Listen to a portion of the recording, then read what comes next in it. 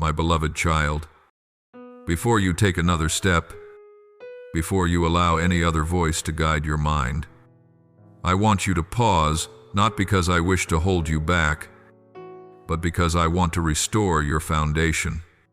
You have grown accustomed to living at a rushed pace, accustomed to being pulled by what you must do and what you must do in time, accustomed to telling yourself that if you slow down, you will lose opportunities, lose advantage, lose your future. But my child, there are things that are not lost because you slow down. Only what is false fears the light of calmness. I do not call you to panic. I call you to rest. I do not build your life on adrenaline and urgency. I build your life on truth. And the truth is this: you are not a forgotten child, nor someone who must beg to be noticed. You belong to me.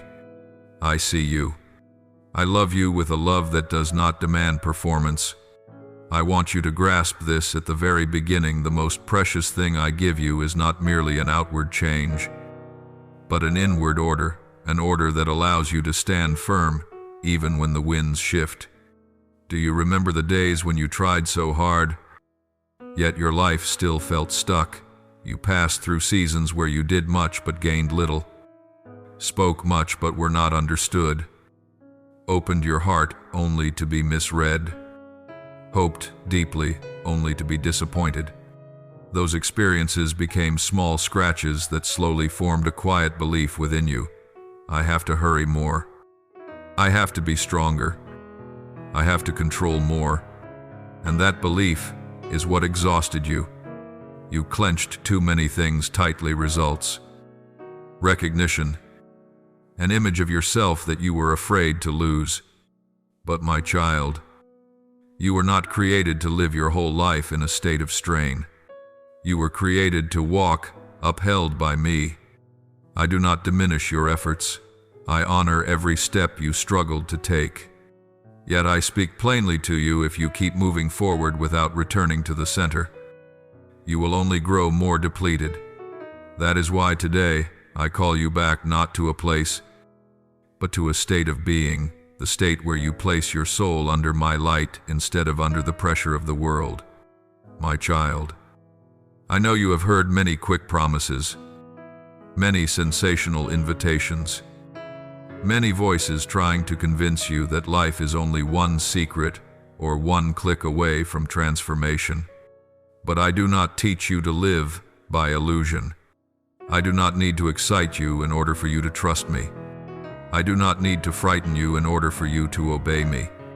I do not need you to rush in order for you to be blessed. Look at me and learn to discern. What comes from me leads you into peace, clarity, and mature responsibility. What does not come from me often leads you into confusion, urgency, and dependence. I do not say this so that you will doubt everything, but so that you will not be led by haste. You may learn, you may grow, you may discipline yourself and improve your life. I rejoice when you mature, but never exchange your trust in me for trust in cheap promises. Do not place your future in the hands of voices that only know how to make you run. I am the one who leads you forward, not the one who pushes you to fall. Remember this: my miracles do not oppose the process. Many times you want me to act immediately, and I am able to do so. But many other times, I work miracles by healing the root before changing the branches. I heal the way you think before I change what you possess.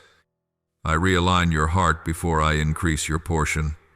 For if I pour abundance into a heart ruled by fear, that abundance will become a burden. If I expand the territory of a mind that has not yet learned order, that territory will turn into chaos. I love you. So I do not only want you to have more, I want you to be able to carry more. You have asked for a door, but I am also teaching you how to walk through that door without losing yourself. You have asked for a turning point, but I am also teaching you how to stand firm after the turning point, so that you do not repeat old cycles in a new form. I do not shame you for having lacked or for having failed. I do not bring up your past to condemn you. I bring it up to heal you. There are wounds that make you believe money measures your worth, that being wealthy is the only way to be safe, that being successful is the only way to be loved. But that is not my truth. Your value is not in numbers, not in the gaze of the crowd, not in whether you are on time or behind. Your value lies in this: you belong to me. When you anchor yourself in that truth, you will begin to breathe differently. You will no longer make decisions out of panic. You will no longer pour yourself out just to buy the feeling of being accepted. You will know when to stop, when to say no, and how to persist in the right direction.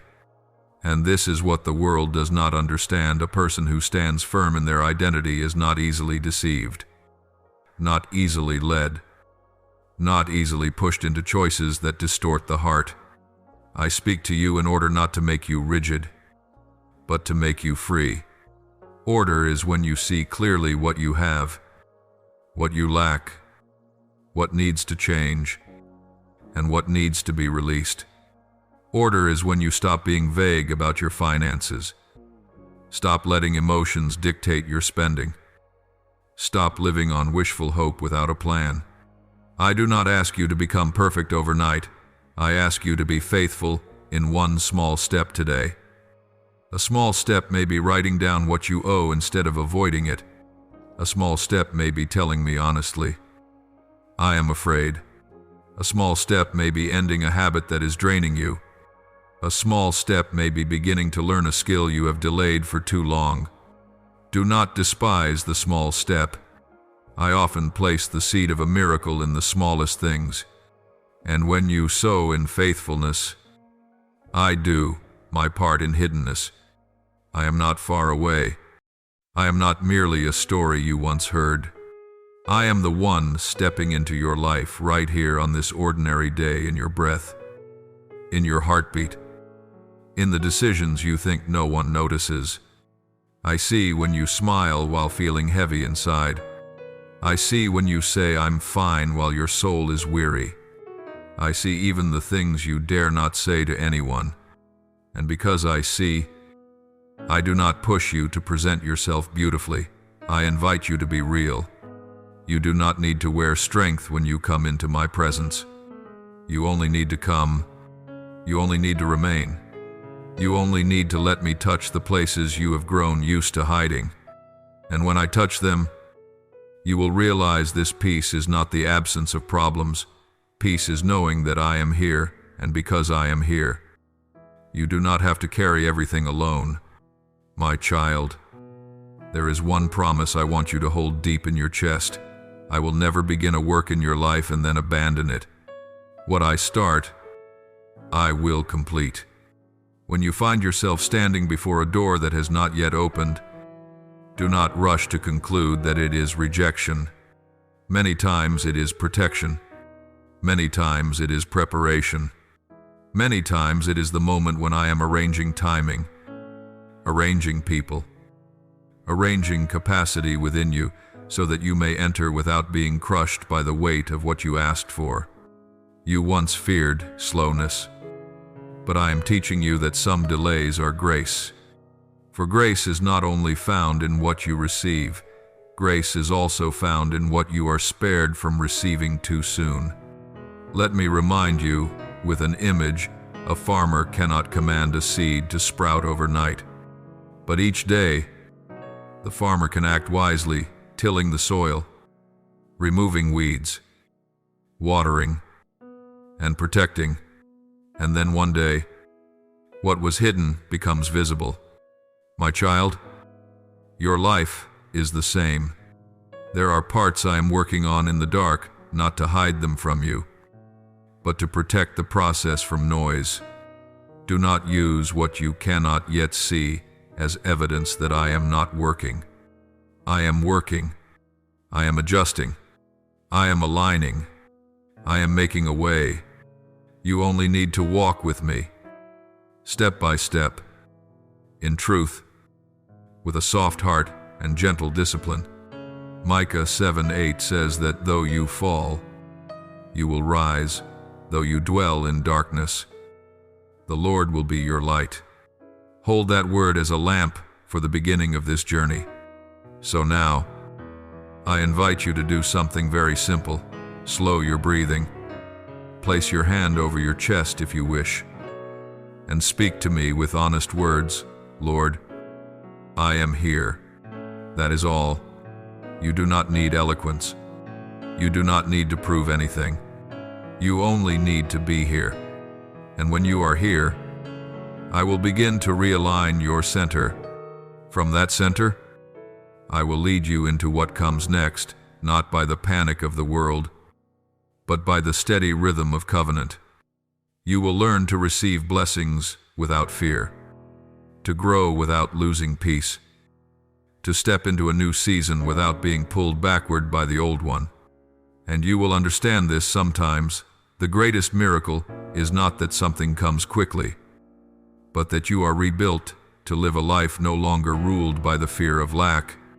My beloved child, when you have remained in that first moment and allowed your heart to settle, I want you to go one step deeper, the step of gentle reflection, not to condemn yourself, but to be healed.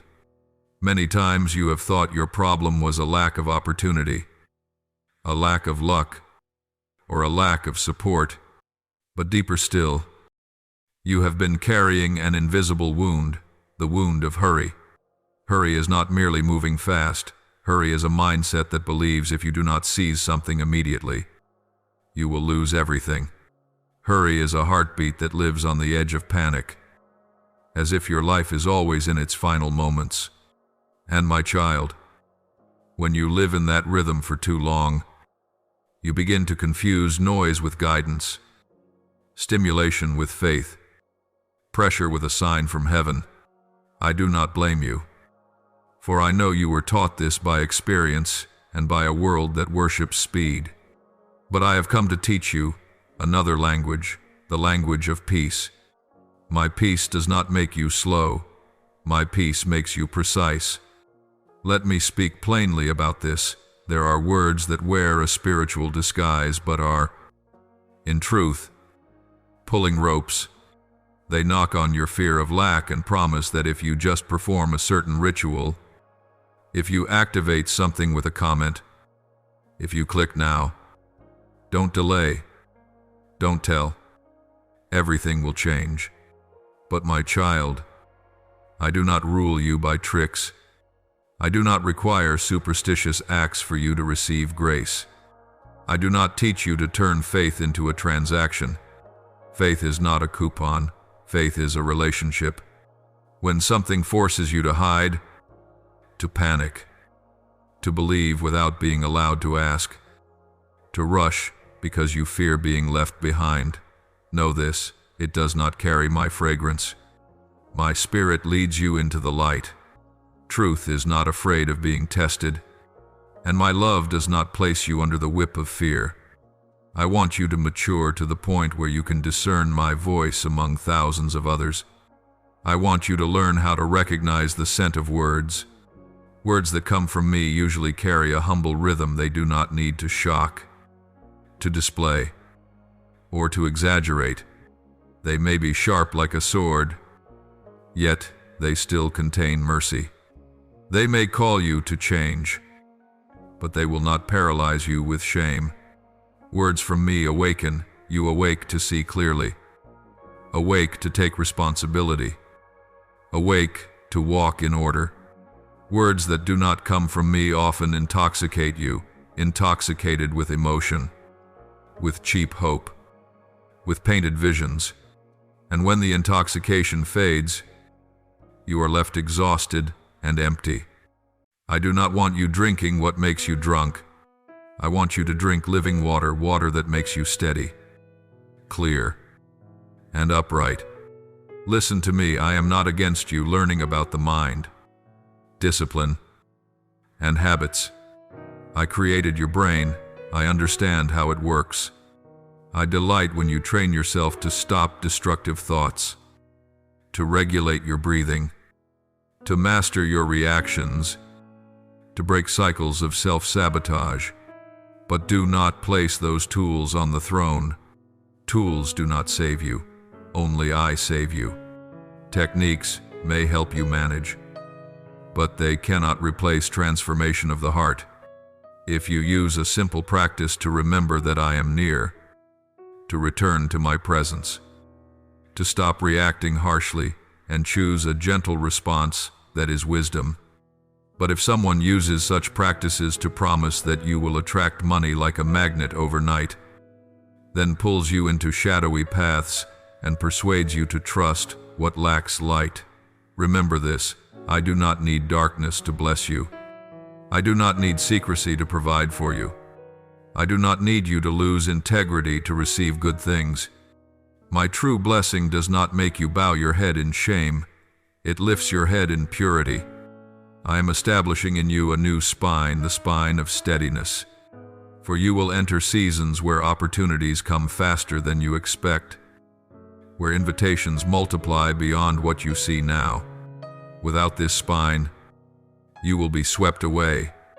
You will say yes to too many things, and your life will fragment. You will do, and do, and do while your soul remains empty. I do not give abundance for you to burn out. I give abundance for you to become a wise steward, and wise stewardship begins with the ability to say no to things that look attractive but do not nourish life. There are doors you think are blessings that are, in truth, traps. I will close them not to disappoint you, but to save you. Do not call closure, I have abandoned you. Often it is, I am protecting you. You do not need to live by the rule of if I'm not fast, I lose. That is not my law. I can lead you at the right time without panic. I can bring the right people without making you chase. I can open the right doors without bribery. I am not lacking in resources. I am not bound by the world's schedule. I am not tied to a lucky window like a game. The calmer you are, the more clearly you hear. The more clearly you hear, the more accurately you step. The more accurately you step, the more enduring your results become. And my child, I care more about endurance than speed. Speed excites, endurance builds you. So begin practicing this each day when an invitation, an opportunity, or a breaking news promise of instant change comes to you. Pause long enough to ask, does this draw me closer to the truth? Does it require secrecy? Does it stir fear? Does it demand haste? Does it align with the integrity I have been taught? That is not a lack of faith. That is mature faith. Immature faith is easily pulled by emotion. Mature faith is guided by light. And that light is not merely a good feeling. It is truth that stands firm when feelings shift. I am not only correcting how you respond to invitations, I am healing the root of your fear of lack. Fear of lack makes you rush. Fear of lack makes you choose shortcuts. Fear of lack makes cheap promises persuasive. But when you know me as Father, you begin to live differently. You know you do not have to compete for love. You do not have to wrestle for destiny. You do not have to force doors. You only need to be faithful. And faithfulness is not passive waiting. Faithfulness is walking in my guidance each day through small decisions. You are faithful to the truth when you speak honestly to me about fear. You are faithful to your body when you rest at the right time. You are faithful to your future when you learn what you need to learn. You are faithful in finances when you do not spend to numb pain. Do not borrow to impress. Do not invest in darkness. You are faithful in relationships when you set boundaries and keep respect. These things are not glamorous, but they are the foundation of a new season. And when the foundation is laid, I will begin to open doors in the right rhythm. The door of clarity, you will know what to do first and what to do next. The door of favor, you will meet helpers without flattery. The door of capacity, you will do what once frightened you. The door of peace, you will sleep without being torn by worry. The door of provision, you will see supply flowing from legitimate, transparent, and sustainable places. You will realize that supernatural provision is not magic that excuses responsibility. It is my hand resting on your faithfulness, causing small seeds to yield a great harvest. I am not urging you to chase life. I am pulling you out of hurry so you may walk in precision. I am not teaching you to doubt everything. I am giving you discernment so you will not be deceived. I am not cutting you off from opportunity. I am cutting you off from traps. And when you learn my rhythm, you will see something wondrous. Your life will no longer be a chase. It will become a guided journey. You will stop running to prove. You will walk to obey. You will stop trusting noise. You will trust the gentle voice. And you will understand this: I am still the God who opens a way through the sea. But I am also the God who teaches you to walk step by step on dry ground, so that you do not only escape once, but live free for a long time to come. My beloved child, now that you have learned how to remain still and to discern between light and noise, I want to place into your life a third element: quiet, yet decisive order. Order is not rigid discipline that robs you of freedom. Order is the rhythm that gives your freedom a place to stand. You once believed freedom meant having no restraints, doing whatever you wished, answering to no one. But my child, that was only an illusion. True freedom is when you are no longer pulled by fear, no longer driven by impulse, no longer bound to lack. My order does not imprison you. It releases you. When order is rightly set, your energy stops leaking, your mind stops fragmenting, and you begin to walk straight, not because the path is easy, but because the direction is clear. Remember this: I am the God of light, not of confusion. Wherever light comes, everything is called by its true name. Order begins with naming things rightly. You call exhaustion, exhaustion, not laziness. You call fear, fear, not lack of faith. You call lack of discipline a lack of discipline, not destiny. When you name things truthfully, you give me material to heal. But when you hide names behind gentle language, you only prolong the darkness. I do not demand perfection from you. I ask for honesty. Truth always opens the door to grace. And grace, when it meets truth, begins to realign what has been displaced within you. I want to speak about rhythm, the rhythm of your life. For many years, you lived by the rhythm of pressure, waking in haste, working in tension, resting with guilt, and sleeping in anxiety. That rhythm depleted you faster than you realized. I do not blame you. I understand you learned that rhythm in order to survive. But now I am teaching you another rhythm: work with meaning, rest with purpose, reflection with light. This rhythm does not slow you down. It makes you sustainable. When you rest rightly, you work better. When you reflect rightly, you choose more wisely. When you act rightly, you no longer need to do too much. Order does not steal your time. It returns wasted time to you.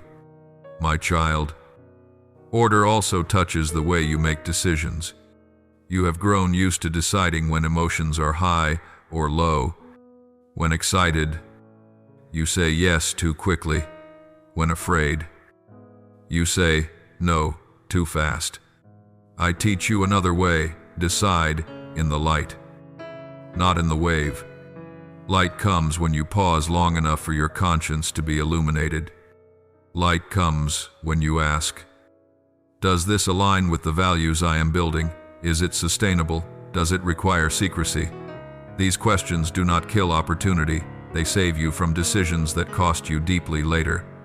Mature faith does not avoid questions. Mature faith uses questions to go deeper into truth.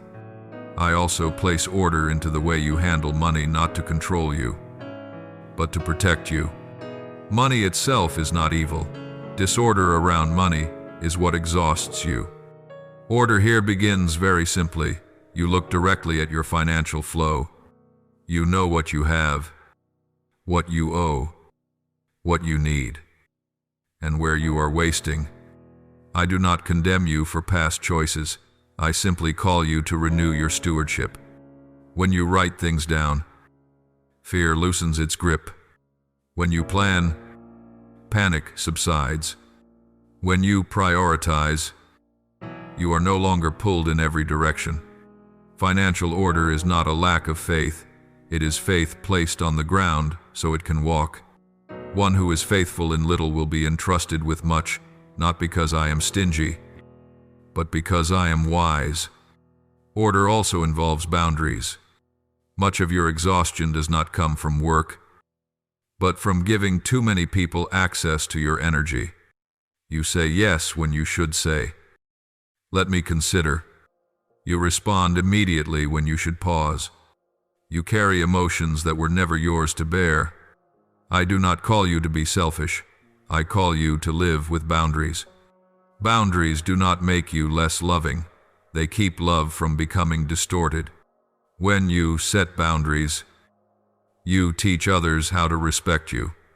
When you do not, you teach others how to cross you. I am with you as you learn to say no gently. I am with you as you choose to protect your time, your health, and your peace. These are sacred assets. My order does not only arrange the outer life, it repositions the inner life. I reorder your expectations. You once expected results before foundations. I teach you to expect guidance before outcomes. You once expected quick recognition. I teach you to expect deep growth. You once expected life to be easy. I teach you to expect my presence in real life. When expectations are rightly placed, you no longer shatter when life fails to match its advertisements. You become steady, because you know what you are building is not rooted in fleeting emotion. Do not forget, order does not exclude miracles. Order prepares space for miracles. When order is established, I have room to place an increase. When order is kept, I have room to guard you from pride. When order is cherished, I have room to do things beyond your calculations. You will see doors open not because you shout, but because you stand in the right place. You will receive favor not because you run fast, but because you walk in the right direction. And you will discover a simple truth the world rarely speaks of: quiet endurance defeats noisy explosions. I want you to practice order through very small actions this week. No grand vows, no loud declarations, just faithfulness. Organize one corner of your workspace, set a consistent sleep time, record your spending, schedule time for learning, keep a daily moment of stillness to listen to me, and bring one relationship into the light with truth. Each small action is a brick. I build houses with faithful bricks, and when the house is built, the winds may come, but it will not collapse. Matthew 7:2-4:25 reminds you that the wise person builds on the rock. Rain falls, floods rise, winds blow, yet the house stands. My order is that rock. You may ask, how long before I see results? I do not give you a miracle timetable. I give you a map of life. Results arrive in many forms, some visible quickly, some quietly over time. But here is my promise: you will no longer live in chaos. When chaos leaves, peace arrives. When peace arrives, choices become clear. When choices are clear, paths open. you will find yourself with fewer regrets, fewer corrections, and fewer returns to old places. That alone is already a great miracle. My beloved child, I now want to lead you into a deeper territory, the territory of identity. For many cycles you have lived did not originate from circumstances, nor from money or opportunity, but from how you see yourself. You may change environments, change jobs, change relationships, even change cities. But if identity is not healed, you will carry the same patterns forward. I do not say this to discourage you. I say it to free you.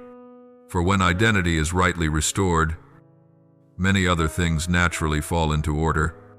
You learned how to survive by adapting, rather than truly living from identity. There were seasons when you had to be stronger than your age, understand more than you were ready for, stay silent when you needed to be heard.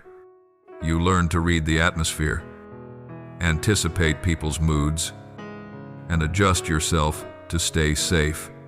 Those skills helped you endure, and I do not deny that. But what helped you survive one season will not necessarily help you flourish in the next. If you continue living from survival mode, you will feel exhausted even when life improves. That is why I do not only want to change your circumstances, I want to change the ground you stand on. A wounded identity often speaks familiar phrases, I must do more to be worthy. If I slow down, I'll be abandoned. I cannot fail. I cannot be weak. I must maintain an image. These voices sound motivating, but they quietly drain your soul. They keep you in a constant background tension, one that does not disappear even when you achieve what you chase. I want you to recognize that voice is not mine. I never place conditions on your worth. I do not love you because you perform well. I love you so that you can live well. That order matters. When you reverse it, you exhaust yourself trying to purchase what I have already given freely. Let me touch the root of self-doubt. You were misunderstood, unfairly judged, compared, overlooked. Those experiences did not only hurt in the moment, they quietly wrote an inner narrative. Perhaps I am not enough. From there, you began building your life to argue with that story, doing more, pushing harder, enduring longer. But my beloved child, I do not need you to argue with achievement. I need you to rewrite the story. My story about you does not begin with lack, it begins with chosen. Before you did anything, I called your name. Before you proved anything, I placed my hand upon you. When you believe my story, you stop running to prove, and you begin walking in response. A healed identity will change the way you relate to money, to work, to people, and to me. When you no longer use money to compensate for your worth, you will spend differently. When you no longer use work to search for validation, you will work differently. When you no longer use relationships to fill an emptiness, you will love differently. And when you no longer come to me through the fear of being rejected, you will pray differently.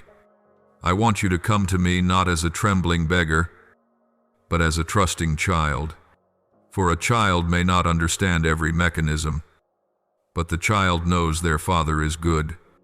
My child, I also want you to recognize something important. True identity is not loud. It does not need to show off, to defend itself, or to explain too much.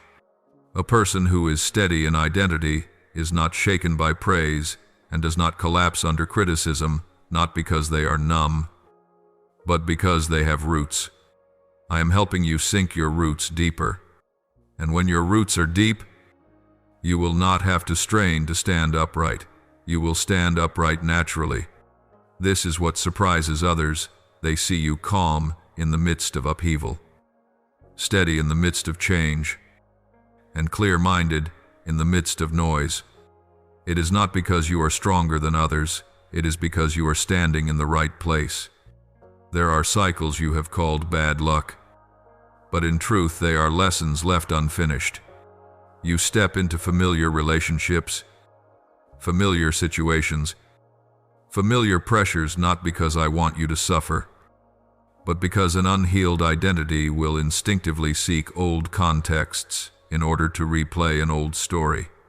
When identity changes, choices change. When choices change, contexts change. I do not break the cycle by changing the setting first. I break it by healing the root.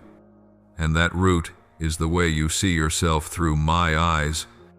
Let me tell you who you are, not in slogans, but in truth you can live. You are someone who can learn without belittling yourself. You are someone who can make mistakes without falling apart. You are someone who can wait without panicking. You are someone who can say no without guilt. You are someone who can receive without shame and give without becoming empty. These capacities do not come from trying to become a better version of yourself. They come from living in the right identity. When identity is rightly placed, behavior follows naturally. Before, you obeyed through the lens of fear, fear of disappointing me, fear of punishment, fear of abandonment. But I am teaching you to obey through the lens of love. You obey because you believe I am good, not because you fear I am harsh. This difference is immense. Obedience driven by fear makes you rigid. Obedience driven by trust makes you tender. When you are tender, you learn faster. When you are tender, you correct more easily.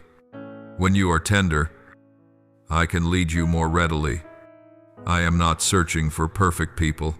I am searching for willing hearts. You may define yourself by what you did wrong, what you lost, what you have not achieved. But today I set a new marker. You are defined by what I am doing within you. Do not trap yourself inside an old version of yourself. Do not predict your future using your past failures. I am writing another chapter, one that does not deny the past, but is not ruled by it. You will notice yourself reacting differently to what once triggered you. You will find you are no longer drawn into unnecessary battles. You will choose rest where you used to strain. These are signs that identity is being healed. I want you to practice this new identity with small, conscious actions. When you make a mistake, correct it without punishing yourself. When you are praised, receive it without swelling up. When you are criticized, listen without collapsing. When an opportunity appears, consider it without panic. Each time you respond differently, you reinforce the new identity. And each time you reinforce it, the old cycle weakens. This is not an overnight change, it is reforming. I am patient with this process, and I want you to be patient with yourself as well. My beloved child, I want to lead you to the place where identity is lived out every day, relationships and ordinary choices. For identity is not only what you believe in silence. True identity is revealed in how you say yes, how you say no, how you stay, and even how you leave. If identity is healed but relationships still run on old patterns, you will feel pulled backward. I do not blame you when that happens. I use it to teach you maturity. In the past, you often entered relationships with need more than presence, not because you were selfish, but because you longed to be seen, to be safe, to be affirmed. You learned to give quickly, endure long, and hope others would understand without you having to speak. But that way exhausted you, because it placed the burden of your healing on other people's shoulders. I did not design relationships so that you would be saved by people. I designed relationships so that you could live with people in freedom and respect. When identity is healed, you no longer look to others to fill emptiness. You look to others for companionship. You will no longer be drawn to drama, to relationships that require you to prove yourself, to chase, to sacrifice yourself just to stay.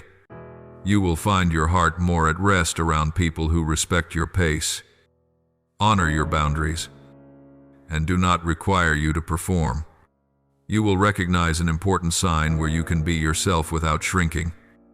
That place is often closer to my order, where you must become smaller, stay silent to keep a false peace.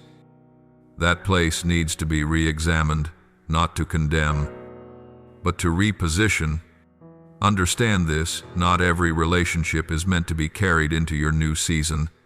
Some people only walk with you for a portion of the journey, and their not continuing does not mean you failed. Sometimes it is a sign you have grown. When your rhythm changes, those who only knew your old version may feel unsettled. They may react with misunderstanding, accusation, or attempts to pull you back. I am with you in those moments. I teach you the difference between faithfulness and clinging. Faithfulness does not require you to remain where life is no longer being nourished. Faithfulness to me sometimes means daring to step out in peace. You will no longer speak in circles to avoid conflict, nor explode to release pressure. You will learn to speak truth with gentleness, not to win, but to bring light. You will learn to listen without defensiveness, because your worth is no longer threatened by another person's words. You will learn to apologize without self-hatred, and to forgive without betraying yourself. These are the skills of those who are maturing in me. They do not make you weak, they make you steady. When you communicate from a restored identity, you will see many conflicts dissolve simply because there is no longer fuel for them. Will you choose rest or strain? Will you choose learning or delay? Will you spend according to plan or according to emotion? Will you respond or react? These choices may seem ordinary, but they are the places where you either reinforce the new identity or feed the old one. I do not demand that you always choose perfectly. I ask you to choose consciously. When you fail, you return more quickly. That is maturity. When you feel tired, you stop sooner. That is wisdom. When you are invited into something attractive but lacking light, you ask more carefully. That is discernment. A new identity will change your rhythm of giving and receiving. Before, you gave in order to be loved. Now you give because you are already loved. Before, you received with shame. Now you receive with gratitude. When this rhythm is rightly placed, you no longer become depleted. You will know when to help, when to refuse, when to return responsibility to someone else. I am not calling you to carry everything for everyone. I am calling you to become a companion with boundaries. When you keep boundaries, you protect love from being distorted into dependence. A new identity also changes how you view conflict. Before, you feared conflict because you feared losing relationships, or you rushed into conflict to protect yourself. Now you learn to see conflict as information about needs, boundaries, and differences. You do not need to win, you need clarity. Some conflicts, handled in the light, will take a relationship deeper. Some conflicts will show you it is time to release. Both are graceful when you listen with a steady identity. I also teach you to set priorities. You cannot care for every relationship in the same way, in every season. Some seasons you focus on family. Some seasons you focus on learning. Some seasons you need to withdraw in order to heal. Setting priorities does not make you selfish. It makes you honest about your limits. When you are honest about your limits, you stop overpromising and under-delivering. You keep your word better because you promise less. That is honor. and honor outlasts the image. I know changing the way you relate and choose is not easy. There will be moments when you miss the old version of yourself, the version praised for sacrifice, loved for pleasing, recognized for straining. But I remind you the price of that recognition was depletion. I do not want you to be applauded and empty. I want you to be peaceful and radiant. So when you feel tempted to return to old ways, come back to me. Ask, from which identity am I acting? That single question is enough for light to begin. I want you to remember the signs that your identity is living rightly. You feel lighter, even though your responsibilities have not lessened. You sleep more peacefully, even without having every answer. You speak truth more easily, even when not everyone is pleased. You choose more slowly, yet regret less. These signs are not loud, but they endure. And that quiet endurance is building for you a life that is not easily swept away. Practice this in the coming week. Choose one relationship in which to reset a boundary through truth. Choose one small habit that reinforces your new identity. Choose one decision you have been postponing and bring it into the light. You do not need to do much. You only need to do what is right. I am with you in every step. I do not count achievements. I see faithfulness. My beloved child, when this new identity has begun to take shape within you, and your daily relationships and choices are being realigned, I want to lead you to a pivotal point, one where many journeys quietly go astray, subtle compromises. They are not loud, not harsh, not clearly wrong at first glance. Instead, they often wear the clothing of what seems reasonable, temporary, just this once, or everyone does it. And precisely because they are subtle, they slip into your life when you are tired, when you fear falling behind, when you long for quick relief. I do not reveal this to unsettle you, I reveal it to free you. For you were not called to live a half-measured life, you were called to live a whole one. Subtle compromise often begins with the wrong question. Will this make things easier? Right now I ask you a different question. Will this keep my heart whole? These two questions lead down very different paths. The first promises quick relief, but often leaves a long echo loss of peace, loss of self-respect, loss of clarity. The second may require short-term discomfort, but it keeps your soul bright and strong. I do not deny the pressure you are under. I simply do not allow pressure to define your choices. When pressure is at the wheel, compromise is called wisdom. When truth is at the wheel, steadfastness is called freedom. There is a common form of compromise, lowering standards in order to have peace. You lower standards in speech to avoid conflict, in work to meet deadlines, in relationships to avoid loneliness, in conscience to gain quick advantage. Each time you lower the standard, you tell yourself, just a little. But each little step adds up to a long distance from yourself. I do not call you to be perfect, I call you to be whole. Wholeness means that what you believe, what you say, and what you do are not in conflict. When you live whole, you do not need to remember what you have hidden. You do not need to defend yourself. You do not need to explain excessively.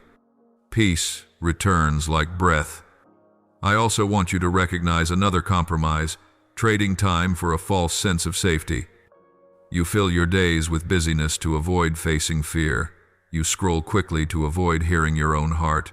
You postpone truth because you are not ready. But truth does not disappear when postponed. It only grows in the dark. I do not force you to face everything at once. I invite you to bring things into the light little by little. Light does not weaken you. Light lightens you. When you dare to slow down and listen, you will discover that many fears are only echoes of the past, not prophecies of the future. Subtle compromise also appears when you trade identity for results. You say, "Once I reach this goal, I'll fix it later." But my child, people are not healed by results. They are shaped by the path. If you reach a destination by bending your conscience, you will carry that distortion into every future destination. I do not need you to win at any cost. I need you to win at the right cost. The right cost is one that does not steal your peace, erode your character, or make you ashamed to look in the mirror. When you keep the cost right, I can add what you cannot open for yourself because you are strong enough to carry it without losing who you are.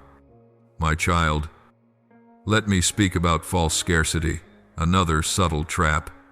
False scarcity whispers, "This opportunity comes only once. If you don't take it now, you'll miss your life." It makes you fear missing out so much that you bypass discernment. But I am the God of an unfailing source. I am not bound to a single door. If one door closes because you chose the truth, I can open another better, at the right time and place. You lose nothing by keeping your heart upright. You are only protected. When you trust this, you stop rushing. And when you stop rushing, you hear clearly. I teach you the power of not compromising on small things. Small things are where compromise likes to hide a half-truth spoken, an unclear expense, a boundary quietly crossed, a silence chosen just to get it over with. These things may not collapse your life immediately, but they wear it down. By contrast, faithfulness in small things draws little attention, yet it builds a foundation. That foundation can carry the weight of increase. Luke 1:6-10 reminds you that whoever is faithful in little is also faithful in much, not because the little thing is great, but because it shapes the person. I want you to learn how to escape compromise through the pause. When you stand before a difficult choice, give yourself permission to pause even for a single breath. That breath is not avoidance. It is an invitation for me to enter. In that pause, ask, does this take me away from you? Does it make me smaller? Does it require secrecy? If the answer is yes, you already have enough information. Not every right decision is easy, but every right decision is illuminated. Light does not erase all fear, but it gives you direction. When you do not follow the crowd will not applaud. When you keep your standards, some will call you difficult. When you speak the truth, some will avoid you. I am with you in those moments. I remind you that majority agreement is not the measure of truth. You were not called to be liked by everyone. You were called to be free. And freedom often costs the courage to stand alone for a moment. But you will not stand alone for long, because I will raise up those who share your rhythm, your values, and your light. When you refuse to compromise, you are not only saying no to what is wrong, you are saying yes to sustainable increase. Sustainable increase is different from rapid growth. It does not overwhelm you, it stabilizes you. It comes with wisdom to steward, peace to hold, and humility to keep pride at bay. You will see doors open in sequence, not because you forced them, but because you stood rightly. You will see opportunities aligned with your values come toward you without your chasing them, and you will realize this when you keep your heart upright. I keep the rest. I want you to practice non-compromise in very practical ways during this season. Say, let me consider instead of yes immediately. Choose transparency over convenience. Set boundaries instead of pleasing. Rest instead of draining yourself. Learn more instead of bending the rules. Each such choice is a quiet declaration. I trust my Father more than pressure. I hear that declaration. I honor it. And I respond not with thunder, but with precise guidance. You miss nothing by refusing to compromise. You only miss the roads that would have cost you more than you realized. When you keep yourself whole, you protect your future. When you protect your future, I have room to release increase. And that increase, when it comes, will not frighten you, exhaust you, or steal your peace. It will fit you, because you have been prepared, my beloved child. I now want to lead you into the realm of memory, not so that you relive pain, nor so that you dig through the past in despair, but so that you may be free. For much of the weight you carry today does not come from the present, but from unhealed memories that quietly shape how you feel, react, and choose. I do not call you to forget the past by denying it. I call you to pass through the past in light. My child, memory is not only what happened, memory is how you carry what happened within you.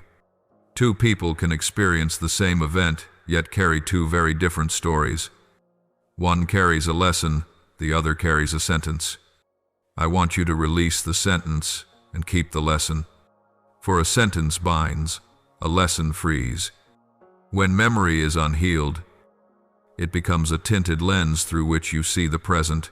You hear a harmless comment and feel threatened.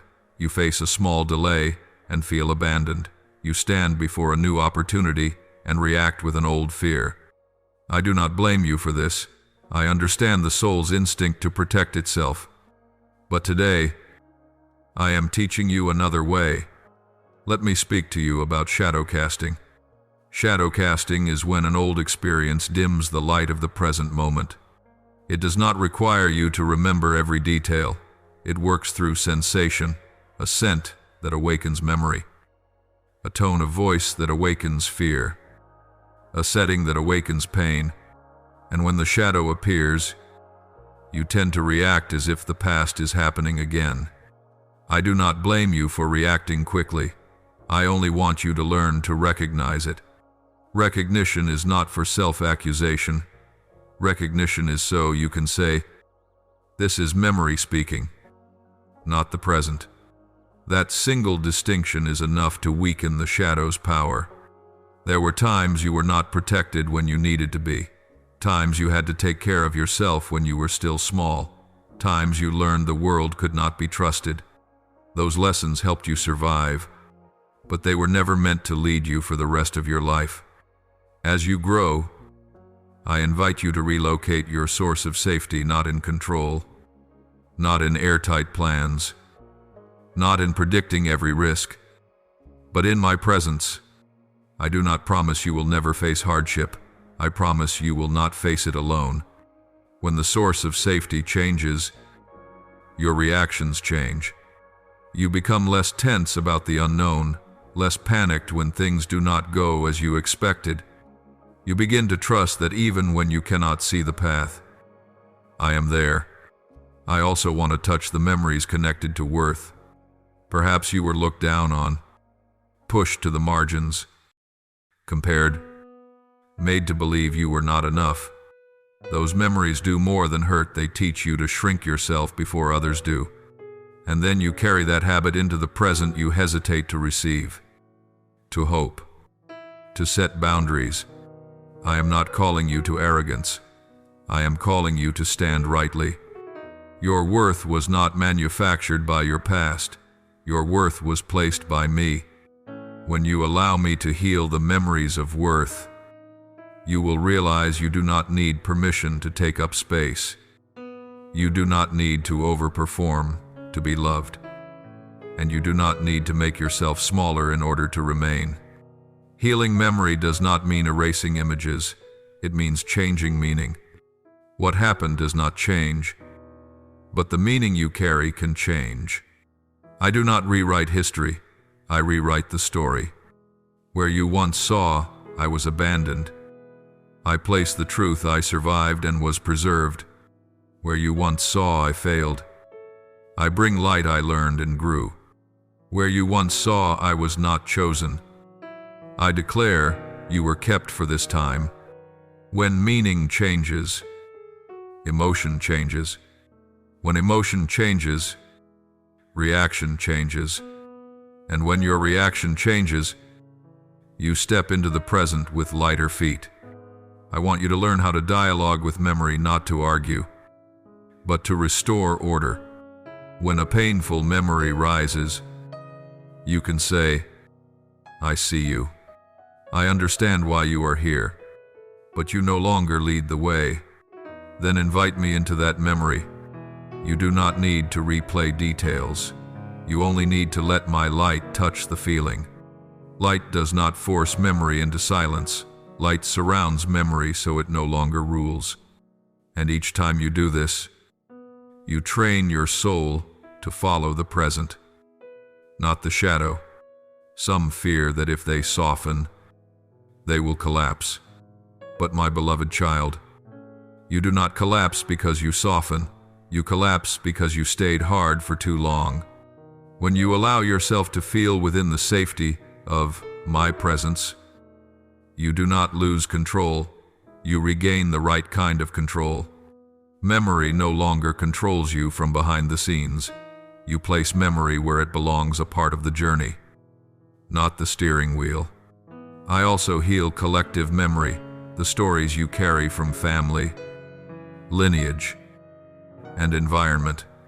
Some fears did not begin with you: fear of lack, fear of humiliation, fear of risk, fear of success because you fear being pulled down. These fears are passed through words, through silence, through what everyone knows. I do not blame previous generations. They did the best they could. But today I choose you to redirect the story. You do not need to fight your family. You only need to live differently. When you live differently in peace, you open a new way for those who come after you. Remember, healing memory is not a one-time event. It is a gentle process. Some days you feel noticeably lighter. Other days the shadow returns. Do not panic. Do not conclude you are not healed. Healing does not mean you are never triggered. Healing means you are triggered less and recover faster. You will notice you do not stay in emotions as long as before. You do not react as extremely as before. You do not condemn yourself as long as before. Those are signs you are becoming whole. I want you to practice memory healing through 3 simple steps in this season. First, name it when emotion rises. Call it by its true name: fear, sadness, anger, loneliness, without judgment. Second, bring light. Invite me into that emotion with a short prayer. Lord, I am here. Third, choose, respond from the present, not from the past. These 3 steps, repeated again and again, will retrain your soul. My child, when memory is healed, you will enter the new season without carrying shadows. You will find the present wider than you thought. You will dare to dream without trembling. Dare to try without self-destruction. Dare to trust without blindness. You will not forget the past. You will walk ahead of it. And I will be with you not only as the healer, but as the Father who reminds you each day you are no longer in the old place.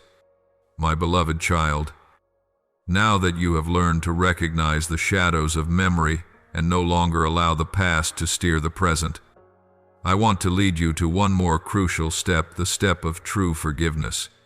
Not forgiveness that is forced, not a fake overlooking, not quick words meant to quiet the situation. I speak of forgiveness that liberates, forgiveness that breaks chains without distorting truth. Many misunderstand forgiveness, so they either avoid it altogether or use it to betray themselves. I am not calling you down either path. Do not forget, forgiveness does not deny what happened. Forgiveness does not say the hurt was small, the injustice was acceptable, or that you were too sensitive. Forgiveness begins by naming truth rightly. It hurt. It was wrong. It left a mark. I do not ask you to beautify history. I ask you not to let history keep deciding your future. When you understand this, you will no longer fear forgiveness. Because you will know forgiveness does not steal your voice, it returns your freedom.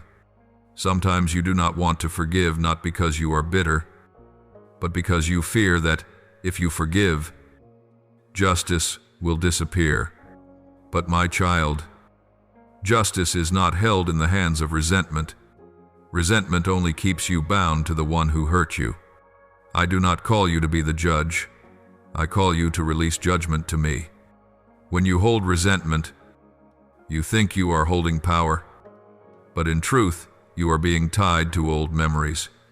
When you release judgment to me, you do not release justice, you release the burden of having to carry justice alone. And I am a righteous judge, I miss nothing, and I am never in a hurry. My child, there is a subtle form of unforgiveness, forgiving with the mouth, but holding a sentence in the heart. You say, I'm fine now.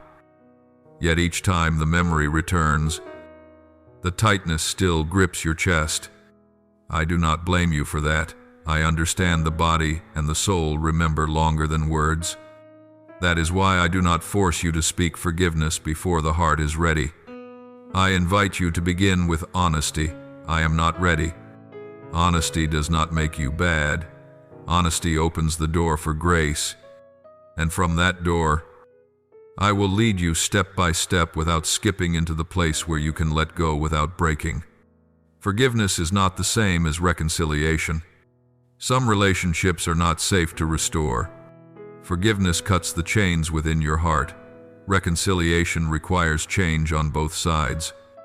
I am not calling you back into the place where you were harmed just to prove you are spiritual. I am calling you to wisdom. Wisdom knows when to open the door and when to keep it shut. Wisdom knows your peace is precious. When you forgive, you become free. When you set boundaries, you are protected. These two are not in conflict, they complement each other. Unforgiveness keeps you in the posture of a victim. I do not deny you were harmed, I deny that you must remain there forever. When you do not forgive, you live in constant reactivity, ongoing vigilance, and the story that this always happens to me. Forgiveness does not erase the past, it removes the past's authority.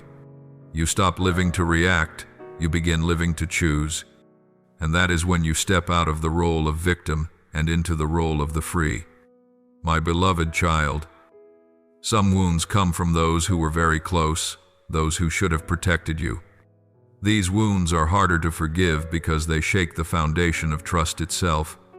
I do not minimize that pain, and I do not rush you into forgiveness. I ask you to do one thing before you even think about forgiving another. Let me defend you. When you sense that I stand on your side clearly, without ambiguity, without neutrality, your heart will begin to soften. Forgiveness does not begin with seeing the other person more kindly. Forgiveness begins when you have been comforted enough.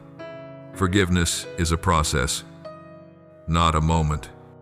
There will be days when you feel lighter, and days when memory returns and anger rises again. That does not mean you have failed. It simply means the wound is healing from the inside out. When anger surfaces, you do not need to suppress it. You may bring it to me. Say to me what you wish you could say. I am not afraid of your anger. I am not shocked by your truth. I am there to transform, not to punish. I want you to discern this clearly. Forgiveness is not the same as forgetting. You do not need to erase memory to be free. In fact, memory can make you wiser going forward. Forgiveness is when memory no longer governs your emotions and your choices. You remember, but you are not pulled. You know, but you do not tremble. You can think of what happened without collapsing. That is freedom. And that freedom comes not when memory disappears, but when memory is placed in its rightful position. I also invite you to forgive yourself, often the hardest forgiveness of all. You have blamed yourself for not seeing sooner, not speaking sooner, not leaving sooner. But my beloved child, you could only act with the understanding and resources you had at that time. Judging yourself with today's insight is not fair. I do not see you through that harsh lens. I see you through mercy. When you forgive yourself, you give your soul permission to rest. And when the soul rests, moving forward becomes far lighter. Practice true forgiveness through small, safe steps. You do not need to write a letter and send it. You may write it to me. You do not need to confront it directly. You only need to face it in the light. You may say, "Today, I choose to release one small part." I received that choice. Forgiveness is not an on-off switch. It is like untying knots. With each knot loosened, your breath deepens. With each knot loosened, your body relaxes. With each knot loosened, your future widens. When you forgive, you do not lose strength, you reclaim it. The energy once trapped in resentment returns to nourish dreams, creativity, and love. You will be surprised by the inner space that opens space for the new things I am preparing. You cannot carry both resentment and increase at the same time. One must leave, and I know which one you are choosing. My beloved child, there are days when you think you have already moved on, yet inside you still hear two voices contending. One wants to trust, another wants to defend. One wants to step forward, another wants to withdraw. One wants to love, another wants to close the door. I do not condemn you for this inner tension. I simply want to bring it into the light, so you are no longer torn in two. Reconciliation within begins with a humble truth. You do not need to save yourself from yourself. You have tried for so long to fix yourself by willpower, to force yourself to forget, to make yourself strong, to convince yourself that it's fine. But force does not heal. It only drives pain into hiding. I do not call you to force. I call you to remain. Remain with the emotion without panicking. Remain with the memory without collapsing. Remain with the truth without condemning yourself. When you remain like this, in my presence, something different begins to happen. You stop running from the vulnerable parts of yourself, and those parts no longer need to shout to be seen. People often think reconciliation means I must understand every reason. But my child, you do not always need full understanding to be free. Often, you simply need to be comforted enough. Deep pain does not first ask for explanations. It asks for an embrace.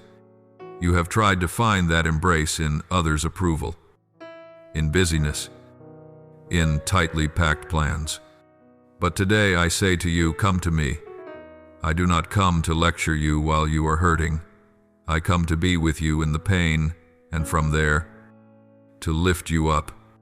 When you have been comforted enough, you begin to look at the past with new eyes, not the eyes of a victim, but of one who was carried through the valley. There is a very subtle battlefield you have known well, the battlefield of self-blame. Self-blame is the soul's attempt to regain a sense of control. It says, if I had done differently, this would not have happened. It sounds like responsibility, but it is actually a form of self-punishment. True responsibility helps you learn. Self-punishment only makes you smaller. I do not call you to deny accountability. I call you to discern what is yours to learn and what is not yours to carry. I want you to return misplaced burdens. When you return them, you do not lose maturity, you regain breath. Inner reconciliation also means making peace with the parts of yourself you once rejected, the part that is vulnerable, the part that needs love, the part that fears abandonment, the part that once trusted too easily. the part that hoped too much. You wanted to eliminate these parts because you thought they made you weak. But my child, it is precisely because you rejected them that they were wounded further. I did not create you with extra or useless parts. Every part has a purpose. Vulnerability allows you to feel. Hope allows you to dream. Fear allows you to be cautious. Innocence allows you to trust. The problem is not that you have these parts, the problem is that they have been ruled by wounds. When I heal them, they do not disappear. They are reordered. They no longer drive the vehicle. They become companions under my guidance. And as this inner reconciliation takes root, you will notice something gentle yet profound. You are no longer at war with yourself. You move forward with less inner resistance, less self-division, less exhaustion. You become whole not because nothing ever hurt you, but because what hurt you no longer governs you. And in that wholeness, you will find that my peace does not feel distant or fragile. It feels like home. You may ask yourself, do I need to go back and talk, confront, or clarify things with the person who hurt me? I say to you, not always. Inner reconciliation does not depend on the other person's acknowledgement. If you wait for their admission in order to be free, you are handing them the key to your inner house. I want you to keep that key. There are situations where I will lead you into conversation so that things can end in the light, and there are situations where I will lead you into silence and forward movement. Because your light is not meant to be spent in an argument. You will recognize my guidance by this sign. It does not make you panic. It does not force you to prove yourself. And it does not pressure you with urgency. It brings clarity, calm, and steadiness. You do not need to coat your pain with positivity to appear spiritual, nor do you need to sink into pain to prove it was real.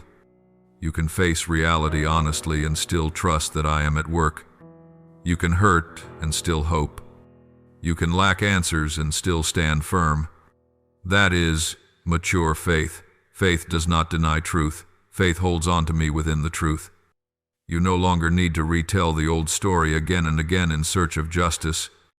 You remember, but you are no longer driven to prove that you were right. You know what happened, but it is no longer the center. The center now is what I am doing within you. When reconciliation takes root, memory is no longer a consuming fire. It becomes warm embers, a reminder that you passed through and are still standing.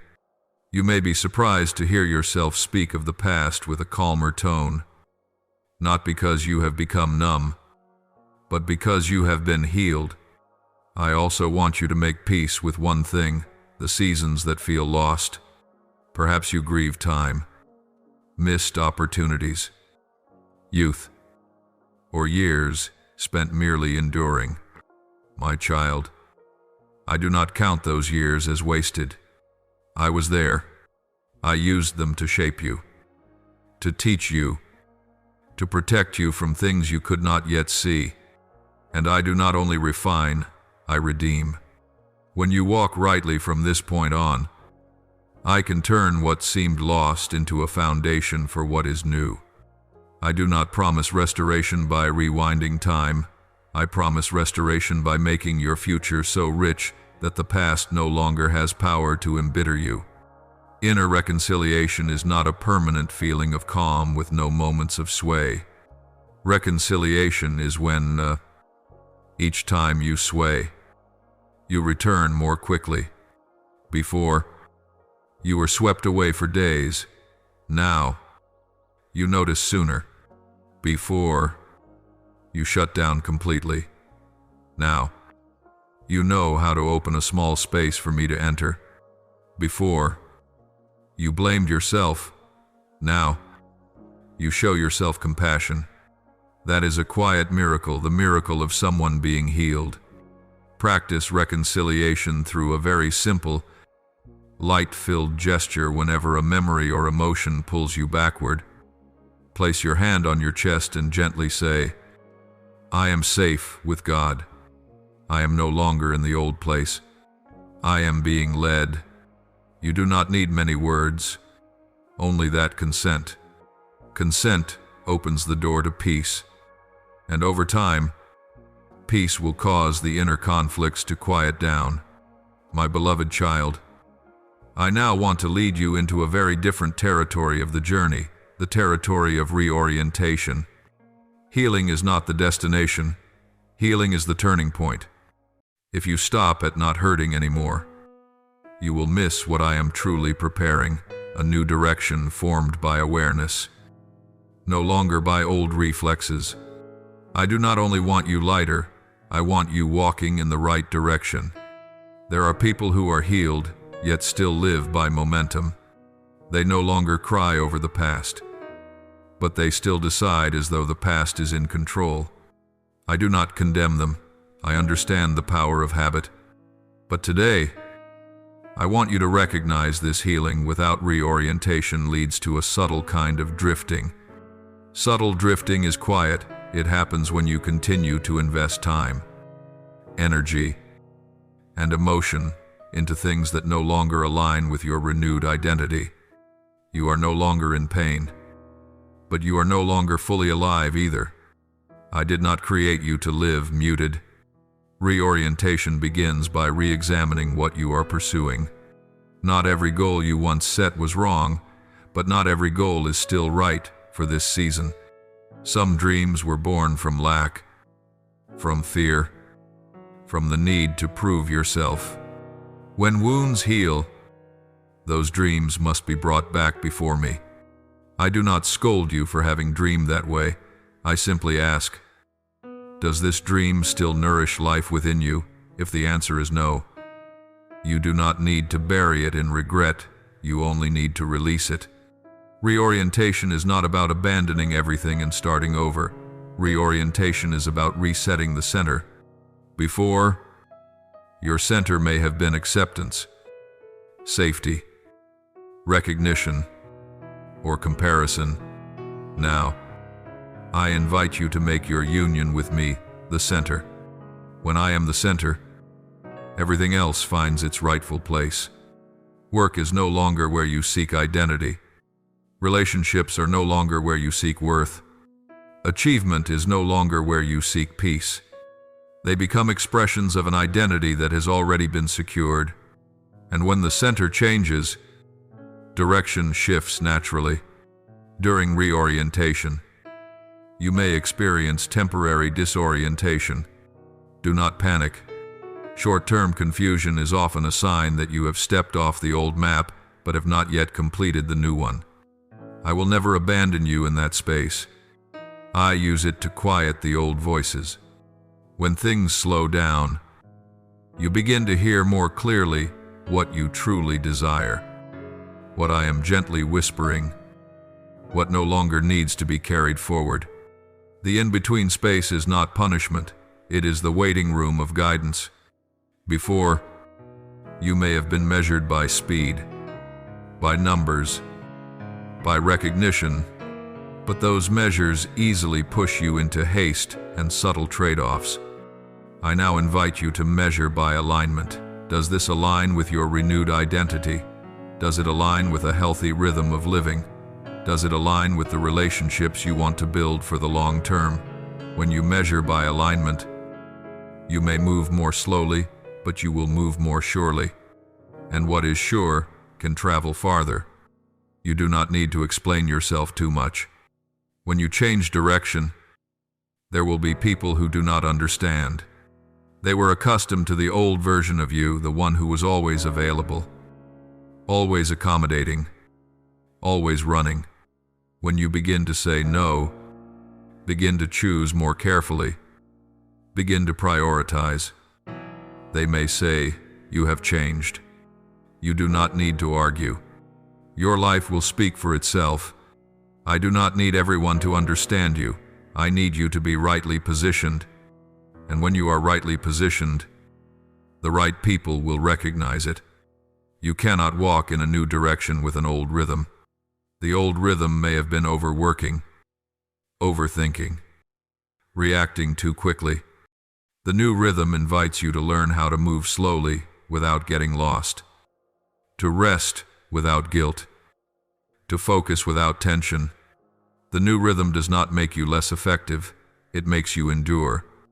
And endurance is what you will need for what lies ahead, a road that carries increase, but also responsibility. Before, you may have decided from fear of losing, fear of being late, fear of being left behind. Now I invite you to decide from inner clarity. Clarity does not always arrive as a loud voice. Sometimes it is a quiet peace when you consider one option, and a subtle heaviness when you consider another. I am training your intuition not so you rely on fleeting emotions, but so you recognize deep alignment. When you honor a purified intuition, you will regret less. There are roles you once carried because circumstances demanded them, because no one else stepped up, because you were used to bearing weight. But not every role still belongs to you. When you continue carrying roles whose season has ended, you will feel weary without knowing why. I am not calling you to avoid responsibility. I am calling you to place responsibility rightly. When you release old roles, you make room for new ones, roles aligned with the strength and grace I am now placing upon you. I know reorientation can feel frightening because it asks you to trust without seeing the entire road. But my child, you were never called to see everything. You were called to take one step at a time. My light is sufficient for the next step, not for the whole journey. And each step taken in gentle obedience opens more light for the step that follows. I am not in a hurry, I am precise. You do not need to run, you need to remain in rhythm. Practice reorientation through concrete actions in this season. Review your schedule and ask what is draining energy without bearing fruit.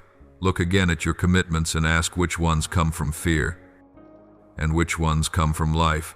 Revisit your goals and ask, does this goal still reflect the person I am becoming? These questions are not meant to pressure you.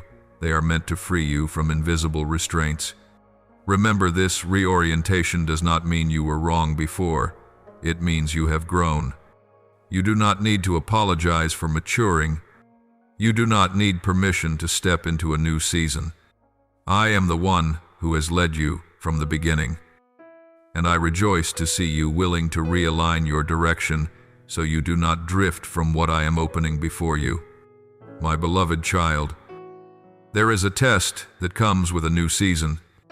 Many assume that if the direction is right, everything will become easy. But my child, ease is not the confirmation, alignment is. Testing does not come to pull you back into the past. It comes to confirm that you have truly changed direction. When you change direction, it is not only you who changes, the environment around you reacts as well. Old habits lose their authority. Old relationships must adjust. Voices that once guided you begin to fall out of rhythm. That disruption may cause you to wonder, did I make a mistake? Remember, this disruption is not always a sign of error. Sometimes it is the sign of reordering. When a room is cleared to make space for something new, dust rises before order settles. I am clearing the way, not destroying it. The testing of a new season often comes disguised as familiar choices that are no longer fitting. You will be invited back into old rhythms, doing more than is healthy. Saying yes when you need to say no. Accepting small compromises for temporary peace. These invitations do not arrive loudly. They arrive politely, reasonably, convincingly. And here is where your reorientation is tested, not to prove your obedience to me, but to reveal to you that you have truly changed. When you refuse what once felt easy to accept, you discover that a new strength has already been established within you. There is another kind of testing delay in a new season. You have changed direction. You have walked carefully. yet results have not appeared right away. This is not punishment, it is consolidation. I am allowing your roots to grow deep before your branches rise high. If I were to release, increase, while the roots were still shallow, you would lean when strong winds come. Delay in a new season is often not because I am inactive, but because I am working at a depth your eyes cannot yet see. When you change direction, those who move by the old rhythm may no longer walk with you. You no longer fully belong to the old place, yet you do not fully feel at home in the new one. That in-between space can feel lonely. I do not abandon you there. I use the in-between to purify dependence. When you learn to be at rest with me without needing the crowd's validation, you become far freer. And from that freedom, I will connect you to new relationships not built on need, but on resonance. My child, there are tests that strike directly at your newly formed confidence, an unexpected criticism, a small failure, an unanticipated rejection. These do not come to prove that you are not enough, but to reveal which identity you are responding from. Before, you might have collapsed or become defensive. Now, I invite you to stand and learn. When you do not collapse under criticism and do not turn bitter under rejection, you know your identity is no longer dependent on outcomes. That is a profound mark of maturity. Understand this: the tests of a new season are often less dramatic than those of the old season. There are no longer violent blows. Instead, there are daily, repeated choices. You choose honesty when no one is watching. You choose rest when you could push harder. You choose learning when you could cut corners. You choose patience when you could pressure. These choices do not impress others, but they build a solid foundation. I value those quiet victories deeply. In this testing season, pay attention to signs of confirmation. They are not always rapid successes. More often, they are deeper peace. You may not yet see big results, but you sleep more soundly. You may not have reached the destination, but you no longer doubt yourself as before. You may still have questions, but you are not panicking. That peace does not come from circumstances. It comes from walking in the right direction. And the right direction always carries peace, even when the road is uneven. I also warn you of a subtle temptation in a new season, comparing your progress with others. Some move faster, some are more visible, some receive earlier. But my child, every journey has its own rhythm. Comparison pulls you out of the personal guidance I have for you. I am not training you by another person's template. I am shaping you according to your calling and your unique design. When you remain in your rhythm, you will arrive at the right place at the right time. Remember this: the tests of a new season are not meant to send you back. If you turn back, it is not because the test was too strong, but because you forgot why you changed direction. So keep that reason close to your heart. Remember how exhausted you were in the old rhythm. Remember how deeply you longed for peace. Remember the light you saw when you chose to walk differently. That memory is not meant to make you bitter. It is meant to make you steady. Practice 3 things in this season to stand firm through testing. First, do not rush to conclusions when difficulty arises. Do not immediately say, "I was wrong." Ask instead, "What am I learning here?" Second, keep your rhythm. Do not speed up to escape discomfort. And do not stop altogether out of discouragement. A steady rhythm will take you far. Third, stay close to me, not through grand efforts, but through honest moments, a short prayer, a quiet pause, a decision to put me first. There is a beautiful truth I want you to engrave within every time you pass through the tests of a new season without returning to old paths. Another layer of maturity is confirmed in you. No certificate, no announcement. This confirmation is written into your inner structure, and that structure will be able to carry the increase. I am preparing an increase that will not make you proud, will not exhaust you, and will not lead you astray. As you stand firm through these tests, you will begin to see doors open gently without noise, without haste, timely encounters, fitting opportunities, resources appearing when needed. You will realize that I do not test you to delay blessing. I test you so blessing will not harm you. I love you too much to give you something great before you are ready.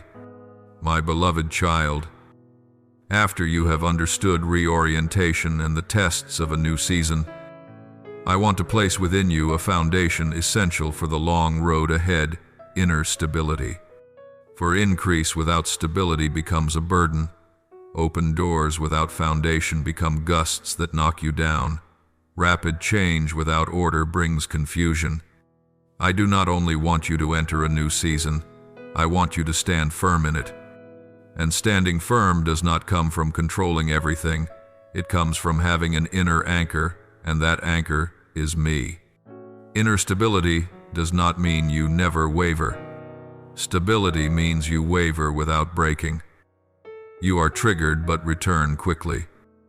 You face uncertainty without panic. I want you to understand a secret of mature people. They are not strong because they lack emotion. They are strong because they know how to place emotion rightly. Emotions are not enemies, they are signals. When you learn to read the signals without letting them take the wheel, you begin to live in stability. There are three things that often destabilize you: rhythm, voices, and expectations. I will teach you to realign all three. First is rhythm. You once lived by haste, haste to keep up, haste to prove yourself, haste to avoid being left behind. But haste pulls peace out of your body. I want you to learn the rhythm of the kingdom, a rhythm with order. Work has its time. Rest has its time. Connection has its time. Stillness has its time. Not because I want you to become mechanical, but because order protects you from chaos. When you keep rhythm, you do not only preserve strength, you preserve your soul. The second thing is voices. There are many voices around you: the voices of others, the voice of fear, the voice of memory, the voice of pressure. If you listen to all of them as if they carry equal authority, you will lose stability. I want you to learn discernment by order: which voice has authority, which voice is merely noise, which voice may be heard for learning, but must never be allowed to define you. When you place my voice above all others, you do not become rigid, you become clear. And clarity brings stability. In that clarity, you will begin to recognize this truth: not every thought is reality. Some thoughts are only storms passing through. You do not have to follow them. The third thing is expectations. Misplaced expectations destabilize the soul. When you expect the new season to come without testing, you will feel discouraged when trials appear. When you expect others to understand you immediately, you will be wounded by their slowness. When you expect results to arrive on your timetable, you will grow anxious when timing unfolds differently. I teach you a different expectation. Expect that I am working, even when you cannot yet see it. This expectation does not make you passive, it makes you steady. Steadiness is not standing still, it is walking forward without panic. My child, inner stability is also deeply connected to how you care for your body. I do not separate the soul from the body. When the body is exhausted, the mind becomes anxious. When sleep is lacking, faith wavers more easily. When eating and rest are disordered, you are more easily triggered. I do not say this to turn your life into a list of rules. I say it so you understand that caring for yourself is part of wisdom. You do not need to punish your body to prove strength. You need to care for your body so you can serve what I am calling you to do. Stability is not only spiritual, stability is holistic. I want to teach you a simple but powerful practice, anchoring. When you feel your heart beginning to drifting into worry, into self-blame, into fear, pause for one breath and anchor yourself with 3 short truths. I am here. I am safe with God. We are moving one step at a time. You do not need to feel immediate relief. You only need to speak the truth. Truth is an anchor. An anchor does not instantly calm the waves, but it keeps you from being swept away, and breath by breath, you will feel your heart return. Inner stability is also built through gentle discipline. Gentle discipline is not forcing yourself, it is choosing what is good even when inspiration is absent. You choose to sleep on time more than once. You choose to speak the truth more than once. You choose to keep boundaries more than once. You choose to pray even when your heart feels dry more than once. Each time, you are carving a new pathway in your soul. That pathway becomes a familiar road when storms come. A stable person is not someone who never faces storms. A stable person is someone who knows the way home. Learn to separate emotion from decision. Some days you feel confident, other days you feel small. If you decide based on emotion alone, your life will be like a boat without a rudder. I am not telling you to ignore emotions. I am telling you to assign them their proper role. Emotions are messengers, not leaders. You can say, I hear you, but today I will not follow you. Then you ask me, what is the right step? When you practice this consistently, stability begins to form like a spine within you. Inner stability is also the ability to keep a soft heart while maintaining firm boundaries. Some think stability means becoming cold, unaffected, needing no one. But I am not calling you to be stone. I am calling you to be a tree roots deep, trunk steady, yet leaves that still move in the wind. You can feel without being swept away. You can love without losing yourself. You can give without becoming empty. That is mature stability, stability with love. When stability takes root within you, you will begin to notice something quietly, miraculous. Small disturbances no longer carry you far away. A careless word does not collapse you. A delay does not panic you. A change does not erase you. You will find yourself increasingly able to remain with yourself. And when you remain with yourself, you remain with me more easily. Inner stability opens the door to continuous guidance, not guidance that jerks you around, but guidance that flows like a river. I want you to practice stability this coming week through 3 very concrete actions. First, choose one daily anchor. Time 5 to 10 minutes of stillness. No screens, simply breathing and being with me. Second, choose one small boundary to hold something you usually surrender, but now you keep. Third, choose one act of physical care. Sleep earlier, drink enough water, walk, and eat simply. These 3 small choices will surprise you with the difference they make. My beloved child, now I want to speak to you about a realm many desire but few are properly prepared for increase. Increase is not merely more resources, more opportunities, or more influence.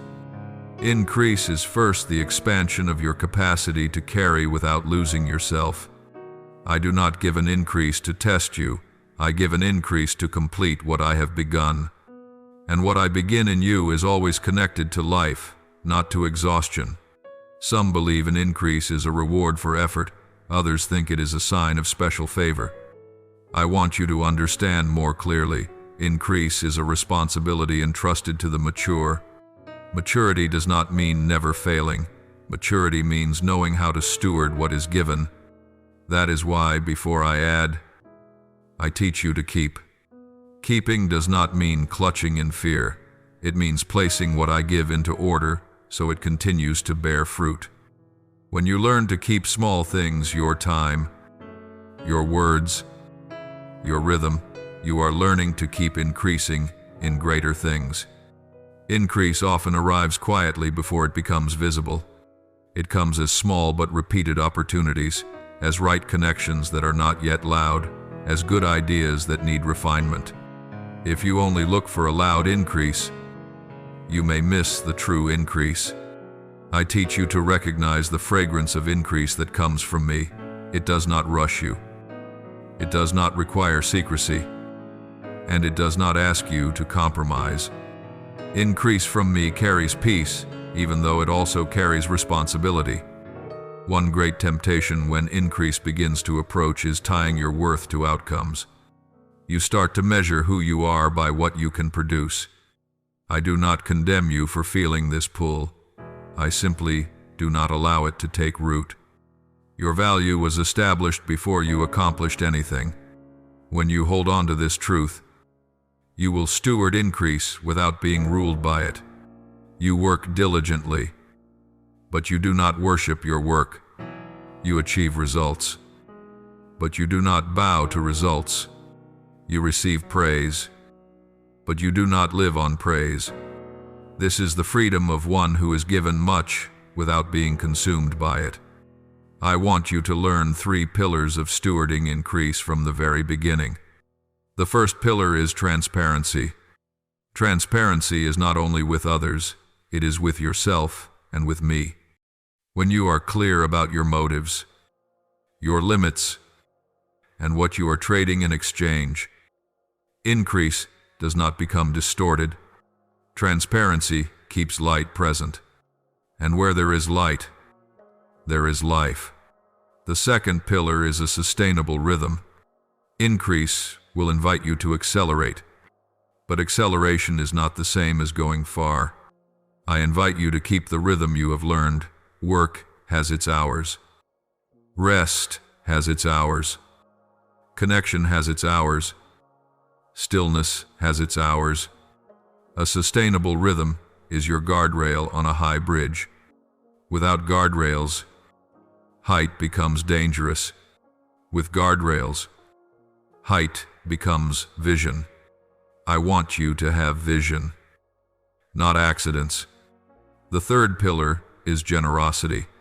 Generosity is not only about giving money, it is giving attention, kindness, opportunity, encouragement. When increase flows through you to touch others, it does not stagnate. What stagnates decays. What flows stays fresh. I do not call you to give until you are empty. I call you to give from the stream. When you give from the stream, you are not afraid of lack because you know the source. Increase will also test your boundaries. More invitations, more expectations, more demands. If you say yes to everything, you will lose the most important thing, presence.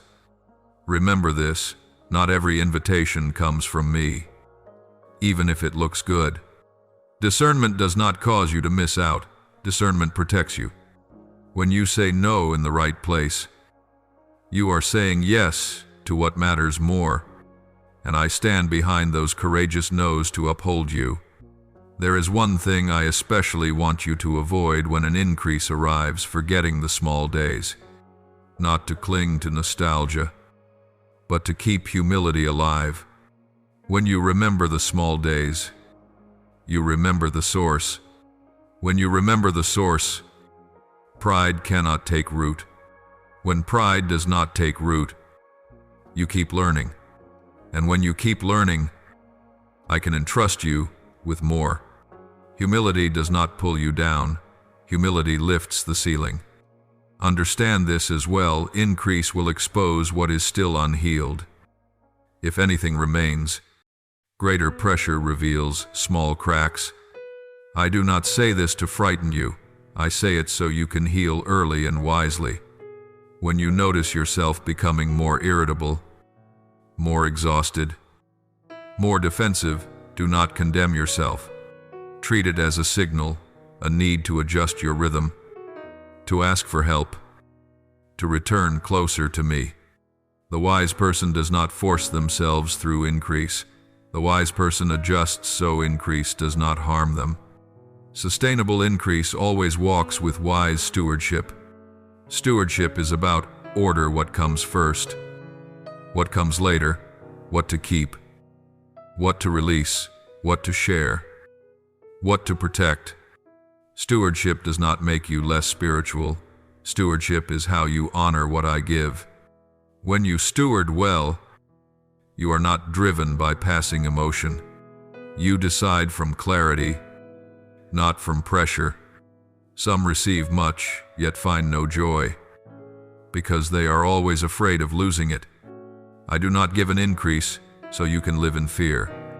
I give it an increase so you can enjoy it within order. Enjoyment is not wastefulness. Enjoyment is gratitude made visible. When you live in gratitude, joy remains. And joy is strength for the long road. I invite you to practice stewarding increase even now, while the increase still feels small. Keep clear records. Set boundaries for your time. Seek wise counsel. Protect a day of rest. Give intentionally. These practices do not kill inspiration, they protect it. When you are faithful with what you have, you are opening the door to what is coming. My beloved child, now I want to lead you deeper into a dimension that is often misunderstood: authority. Many believe authority comes from position, title, or the number of people who follow. But my child, true authority does not begin outside, it begins within, where you live consistently with what I have placed inside you. I do not give authority so you can stand above others.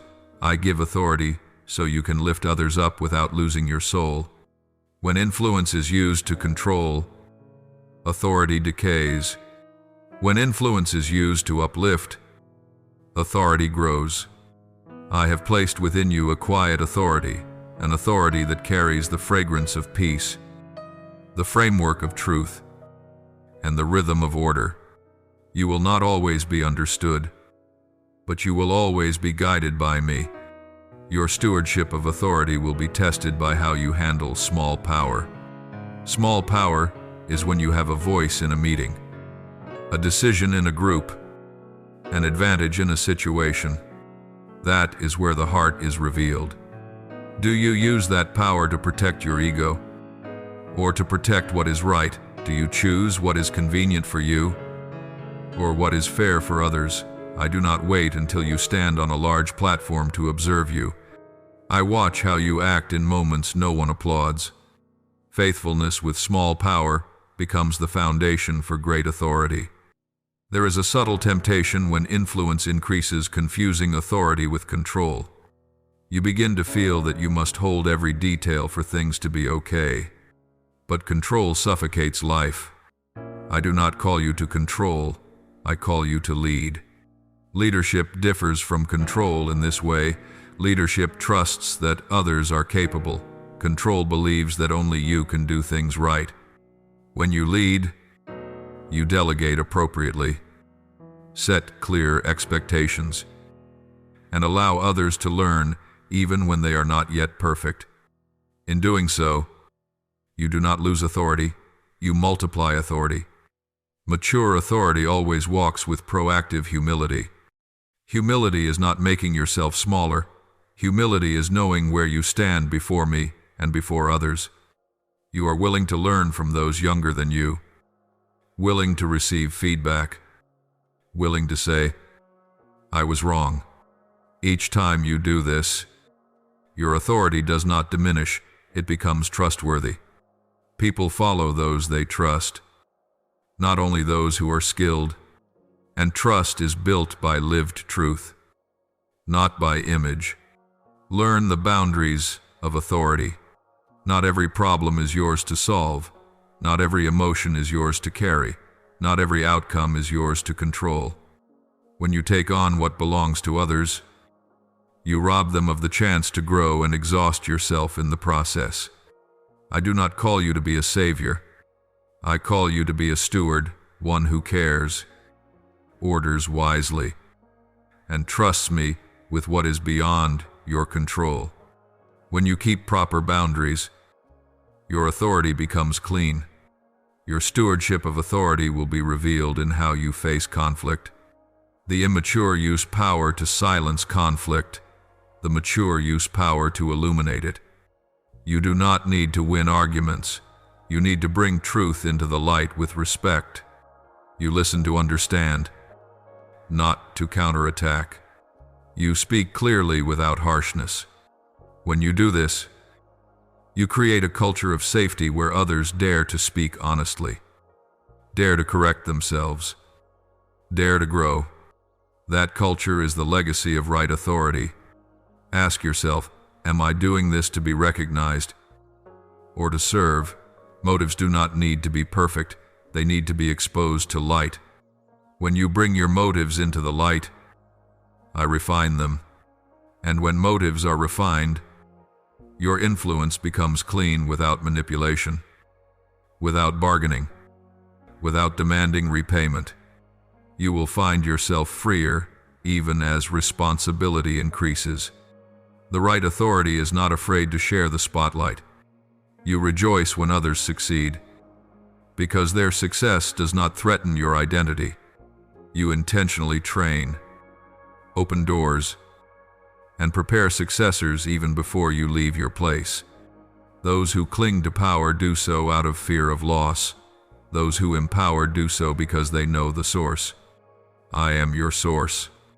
When you trust me as the source, you are not afraid of lack, whether of influence, position, or recognition.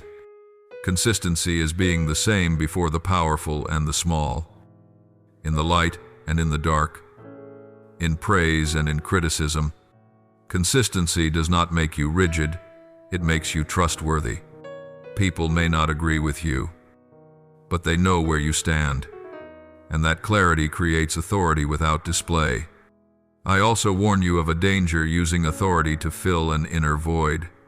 When you are tired, lonely, or insecure, power can become a painkiller. But painkillers do not heal, they only numb symptoms. I invite you back to the inner stability you have learned. When you are nourished within, you do not use influence to comfort yourself. You use influence to serve. And service is where your authority blossoms most beautifully. My child, I want you to practice stewardship of authority through very concrete actions in this season. Seek counsel before major decisions. Entrust small authority to the right people. Set clear criteria and give kind feedback. Protect the weak within the group. Take responsibility when you are wrong. These practices do not slow you down. They set you right.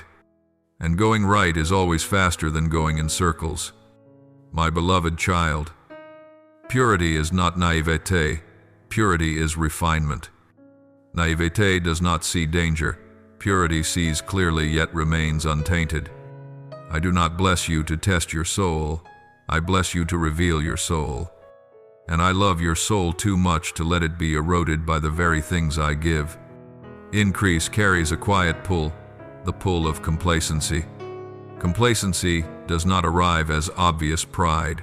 It comes as small loosenings, loosened discipline, loosened boundaries, loosened watchfulness. You begin to think, I've come far, I should be fine. But my child, long roads are not dangerous because of great falls. They are dangerous because of small deviations repeated. I do not say this to frighten you. I say it to help you guard yourself. Guarding yourself is not straining, it is living awake in grace. Remember, purity of heart is first protected by intention. Intention is what you aim at when no one is watching. Do you do this to honor me or to be honored? Do you choose that because it is right or because it is convenient? Intention does not need to be perfect. It needs regular illumination. When you place intention before me, I refine it. And when intention is refined, action becomes simpler, not because life is easier, but because you are clearer. My child, there is a great danger in splitting your life in two, a public life and a neglected private life. When the gap between these two widens, your soul grows weary. I do not call you to live exposed, I call you to live integrated. Integrity does not mean you have no private space. Integrity means you have no dark corners. When you allow light to touch your private life, your time, your thoughts, your habits, you preserve wholeness. Wholeness is the lightest yet strongest armor. Purity of heart is also guarded by chosen simplicity. Increase often brings complexity, more options, more commitments, more voices. If you do not choose simplicity, complexity will choose for you. I am not telling you to reject everything. I am telling you to choose what nourishes life. Simplicity does not impoverish you. Simplicity frees you. When you carry less, you carry better. When you hold fewer things, you hold them more deeply. There are unspoken trade-offs that never appear in contracts. Trading presence for speed, trading peace for growth, trading family for image, trading the soul for results. No one forces these trades, they invite you with the promise. Just a little. I remind you, whatever requires you to hide, whatever requires even small dishonesty, whatever requires you to betray a healthy rhythm, does not come from me. My increase does not need darkness to function. Purity of heart is nurtured through gentle confession. Confession is not self-exposure for shame. Confession is bringing what has pulled you off course back into order.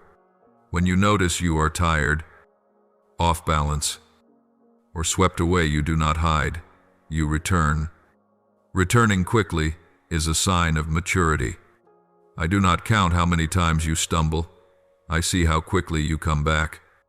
And every time you return, I restore you with grace, without shaming you, without diminishing you. I will also teach you to protect core relationships during increase. Increase may take you farther in geography, schedule, and responsibility, but do not let it take you farther from love. Keep slow meals, honest conversations, moments of listening without screens. These things do not make you less effective, they keep your soul warm. A warm soul makes clear decisions. Clear decisions make increase sustainable. Purity of heart is also tied to how you use your words when increase comes. Words can build, and words can erode.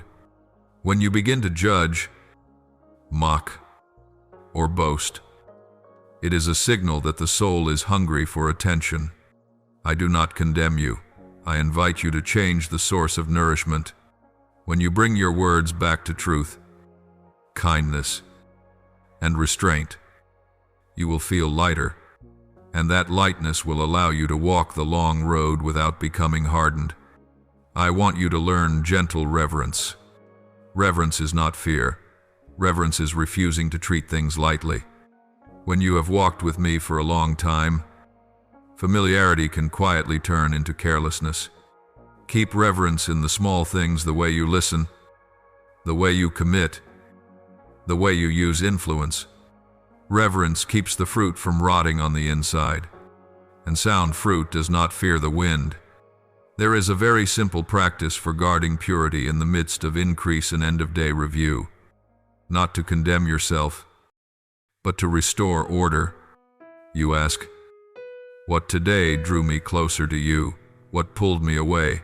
Then you give thanks for what was good, and you hand back what drifted. 5 minutes a day like this will keep your soul in flow. What flows does not stagnate, and what does not stagnate is not polluted. Remember, this purity is not a state you achieve and then maintain by your own strength. Purity is a living relationship between you and me. When you stay near me, light naturally cleanses. When you move away from me, darkness does not need to try it, simply enters. So do not ask, how can I become stronger? Ask instead, how can I stay closer? Nearness is the secret of those who go far without getting lost. When you guard purity of heart, you will discover a great grace. You enjoy the increase without fearing loss. You rejoice in what I give without clinging to it. You use without being used. You hold without being bound. This is the freedom of one who has much, yet is not owned by what they have. And that freedom testifies that your source is not the blessing, but the one who blesses, my beloved child. I am not bringing you to an ending, but to a transition.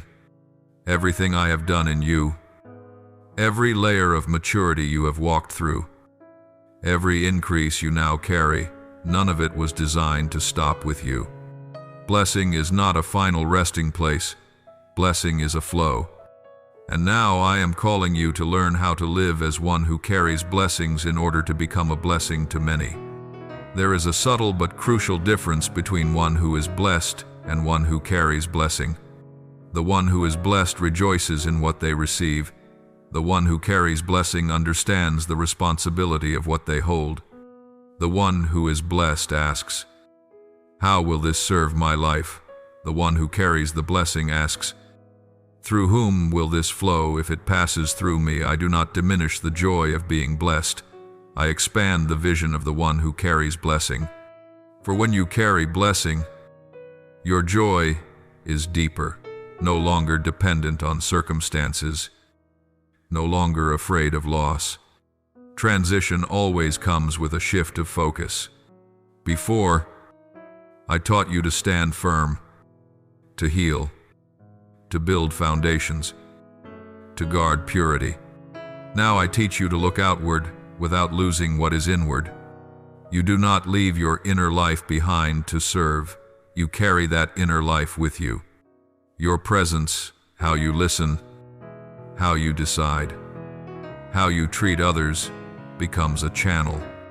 When you enter a room, the atmosphere changes, not because you speak loudly, but because you arrive aligned. Those who carry blessings do not need great power, they need willingness. Willingness to pause with the weak. Willingness to offer opportunity. Willingness to use their voice to protect those without one. These acts may not be celebrated, but they are multiplied. I do not measure impact by volume. I measure it by transformation. One timely word can change a life. One act of kindness can open a road.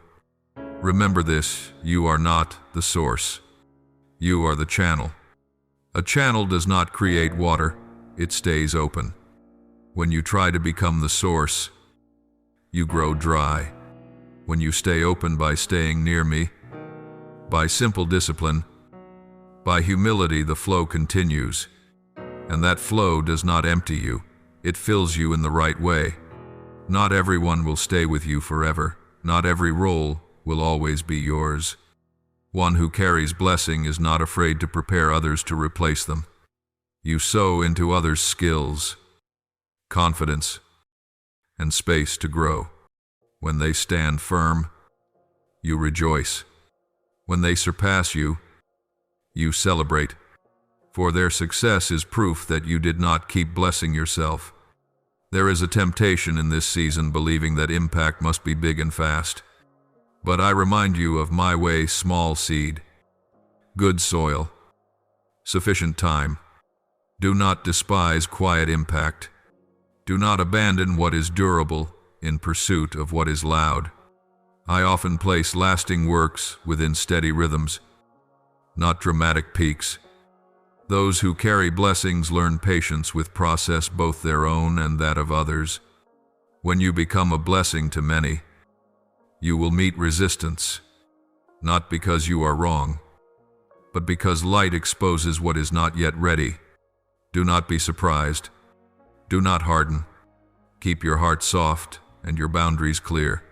You do not need to convince everyone. You need to be faithful. Faithfulness keeps you at peace even when you are misunderstood. And peace is the sign that you are walking correctly.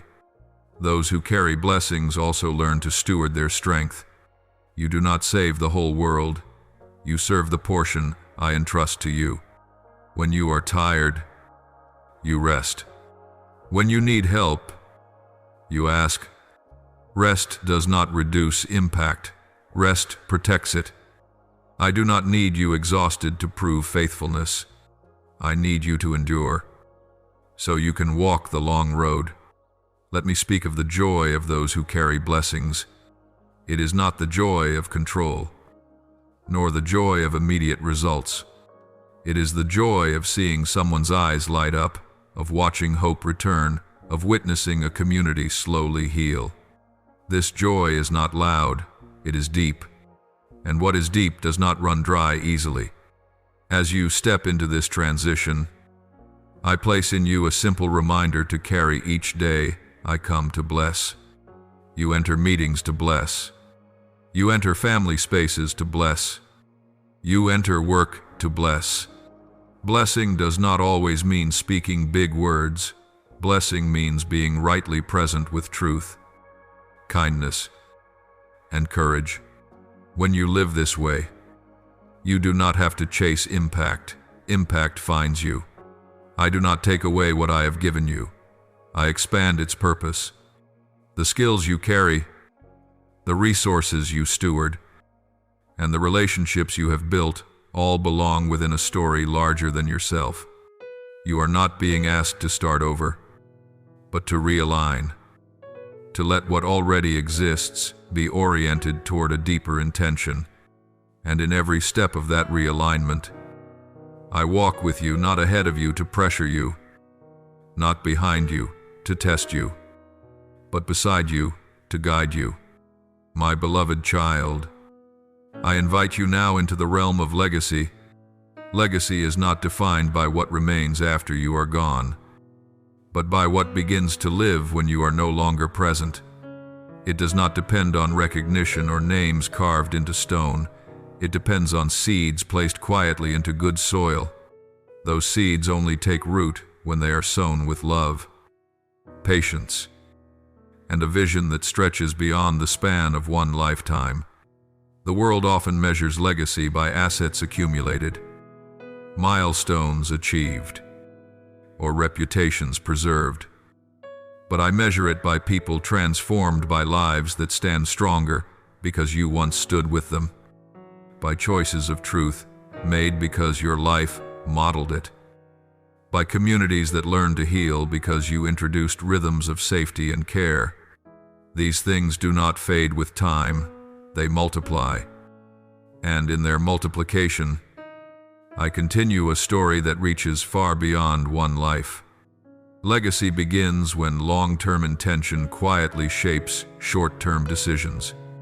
Each time you choose to train rather than simply perform, to build structures rather than depend on personalities, or to hold to standards rather than convenience, you are sowing something that will outlast you. These choices are rarely the fastest and seldom the most applauded, yet they endure because they are rooted. I am not hurried in what I build.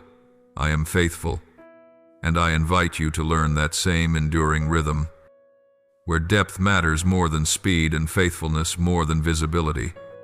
Influence may alter behavior for a moment, but legacy changes direction across generations. Influence often requires your presence. Legacy continues even when you are absent. That is why it is wise to ask, as you build anything of significance, whether it would continue to carry life if you were no longer there. This question is not meant to burden you or make you anxious. It is meant to shape how you build, so that what you establish rests on truth rather than on your constant effort. There will be seasons when you see little evidence of growth, when the people you invest in seem unchanged and the ground appears quiet. Do not lose heart in those moments. Seeds have seasons of dormancy, and when they awaken, they do so with strength that was formed underground. I am the God of sowing and reaping, and I do not confuse the two. Your calling is faithfulness in the sowing, the harvest is my responsibility. Legacy grows in the space created by that trust. True legacy also requires generational humility, the understanding that you do not need to do everything, nor were you meant to. You stand on the shoulders of those who came before you, and those who come after will stand on yours. When you honor those who preceded you, you teach those who follow how to honor well. When you remain teachable and unguarded, you cultivate a culture of learning, and that culture becomes fertile ground for what will endure. Pride hardens the soil, but humility keeps it open and alive. Pay close attention to the language you use as you build, because language shapes reality. Words spoken from despair sow fear, while words grounded in hope cultivate courage. Speech marked by blame breeds defensiveness, but gentle truth invites maturity. Those who carry legacy learn restraint in their words, not out of fear, but out of wisdom, knowing that careless speech can slowly erode what faithful hands are trying to build. Legacy cannot be separated from rhythm. If your pace exhausts those around you, your legacy will carry the weight of weariness. If your rhythm honors limits, your legacy will reflect health. Build with breath working and resting, speaking and listening, advancing and pausing, because that rhythm teaches others not only how to accomplish tasks, but how to live. And how to live well is the deepest inheritance you can offer. Justice also belongs within legacy, not as something loud or aggressive, but as something steady and compassionate. Justice stands with the vulnerable without creating new harm, asking who is protected, who is heard, and who may be overlooked. These questions may slow decisions, but they anchor them in what is right, and what is right builds trust, which is the quiet strength that holds legacy together.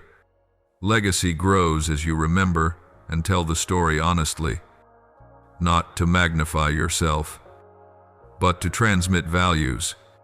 When you speak openly about what failure taught you, how you corrected your course, and how grace met you at your weakest, you free others from the burden of pretending to be flawless. Honest stories open paths forward, and those who feel free are more willing to step into their own calling. Finally, legacy requires learning how to release at the right time. There are roles you must eventually step out of so that what you have built can mature beyond you. Releasing is not abandonment, it is a thoughtful transition. You prepare others, entrust authority gradually, support them from behind, and then make room for them to stand.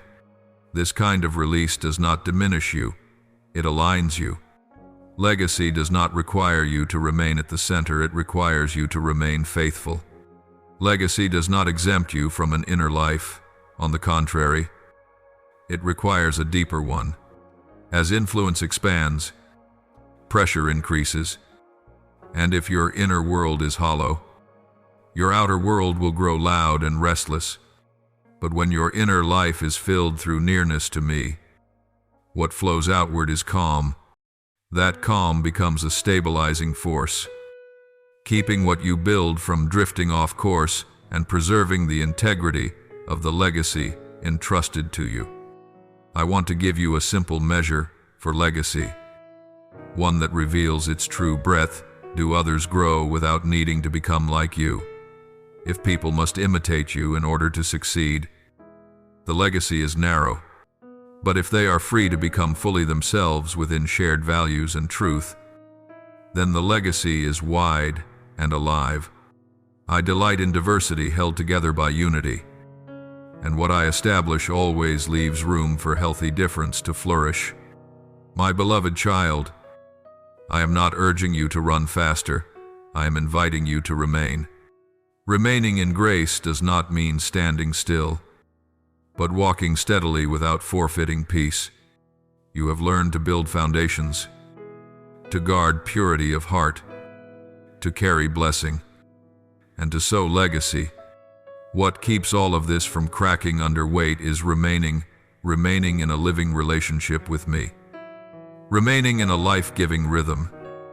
Remaining in daily, unremarkable obedience. This is where endurance is protected.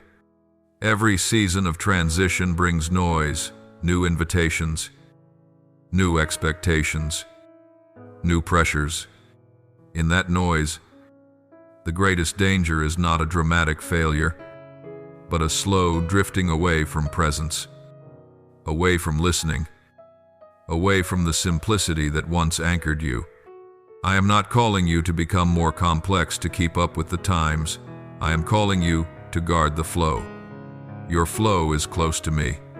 When that flow is protected, you can travel far without losing your way. Remaining in grace means learning what enough truly is. Enough is not the absence of ambition. It is the wisdom of knowing a healthy boundary.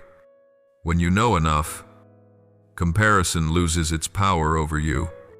You work diligently without becoming driven. Celebrate the success of others without feeling diminished. And choose what fits your calling rather than what merely looks impressive. Contentment frees you from the fear of missing out so you can choose what gives life instead of what dazzles. Understand this. My child, endurance is not born from rigid willpower, but from steady love. Willpower may carry you for a short distance, but love carries you across long terrain. When you love me and love what I love, truth, people, and life itself, you rise again after weariness without bitterness. Correct mistakes without shame, and continue forward without becoming hardened. This is the perseverance of one who abides in grace. Do not search for the entire map, seek only the next step. I do not conceal the way, I reveal it in the rhythm of trust. When you faithfully complete today's step, a truthful conversation, a just decision, a well-timed rest tomorrow opens on its own. Endurance is simply the accumulation of small obediences carried out with a whole heart.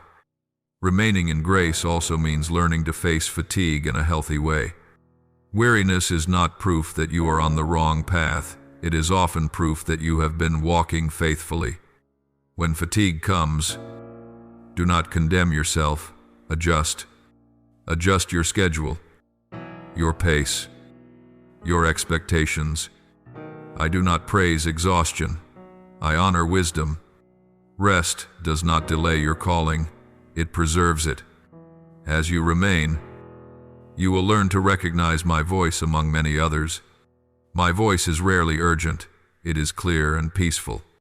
The voice of pressure is loud and hurried, promising quick outcomes while demanding hidden costs. Choose the voice that brings life, even when it calls for patience. Patience does not slow you down.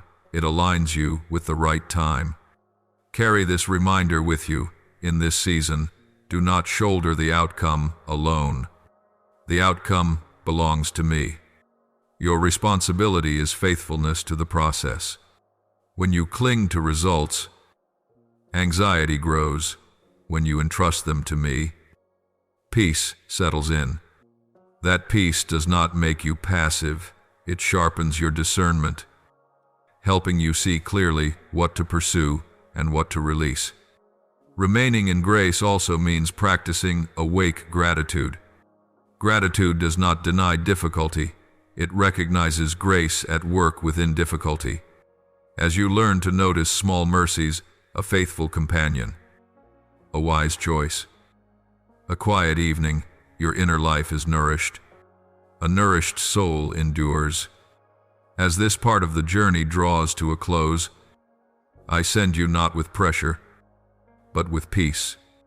You are not sent to prove yourself. You are sent to be present. Wherever you go, carry truth with kindness, courage with humility, and authority with gentleness. These qualities may not attract attention, but they transform environments. Remember this: you do not need to wait until you feel ready enough to live your calling. You live it by remaining today, remaining in truth, remaining in love, remaining in a life-giving rhythm. I walk with you in every step, stand before you at every turning, and dwell within you as a source of strength that does not run dry. Thank you for listening to today's message. If this word has spoken to you, consider subscribing and turning on notifications so we can continue receiving life-giving truth together, strengthening faith, and walking in the boundless love of God. Amen.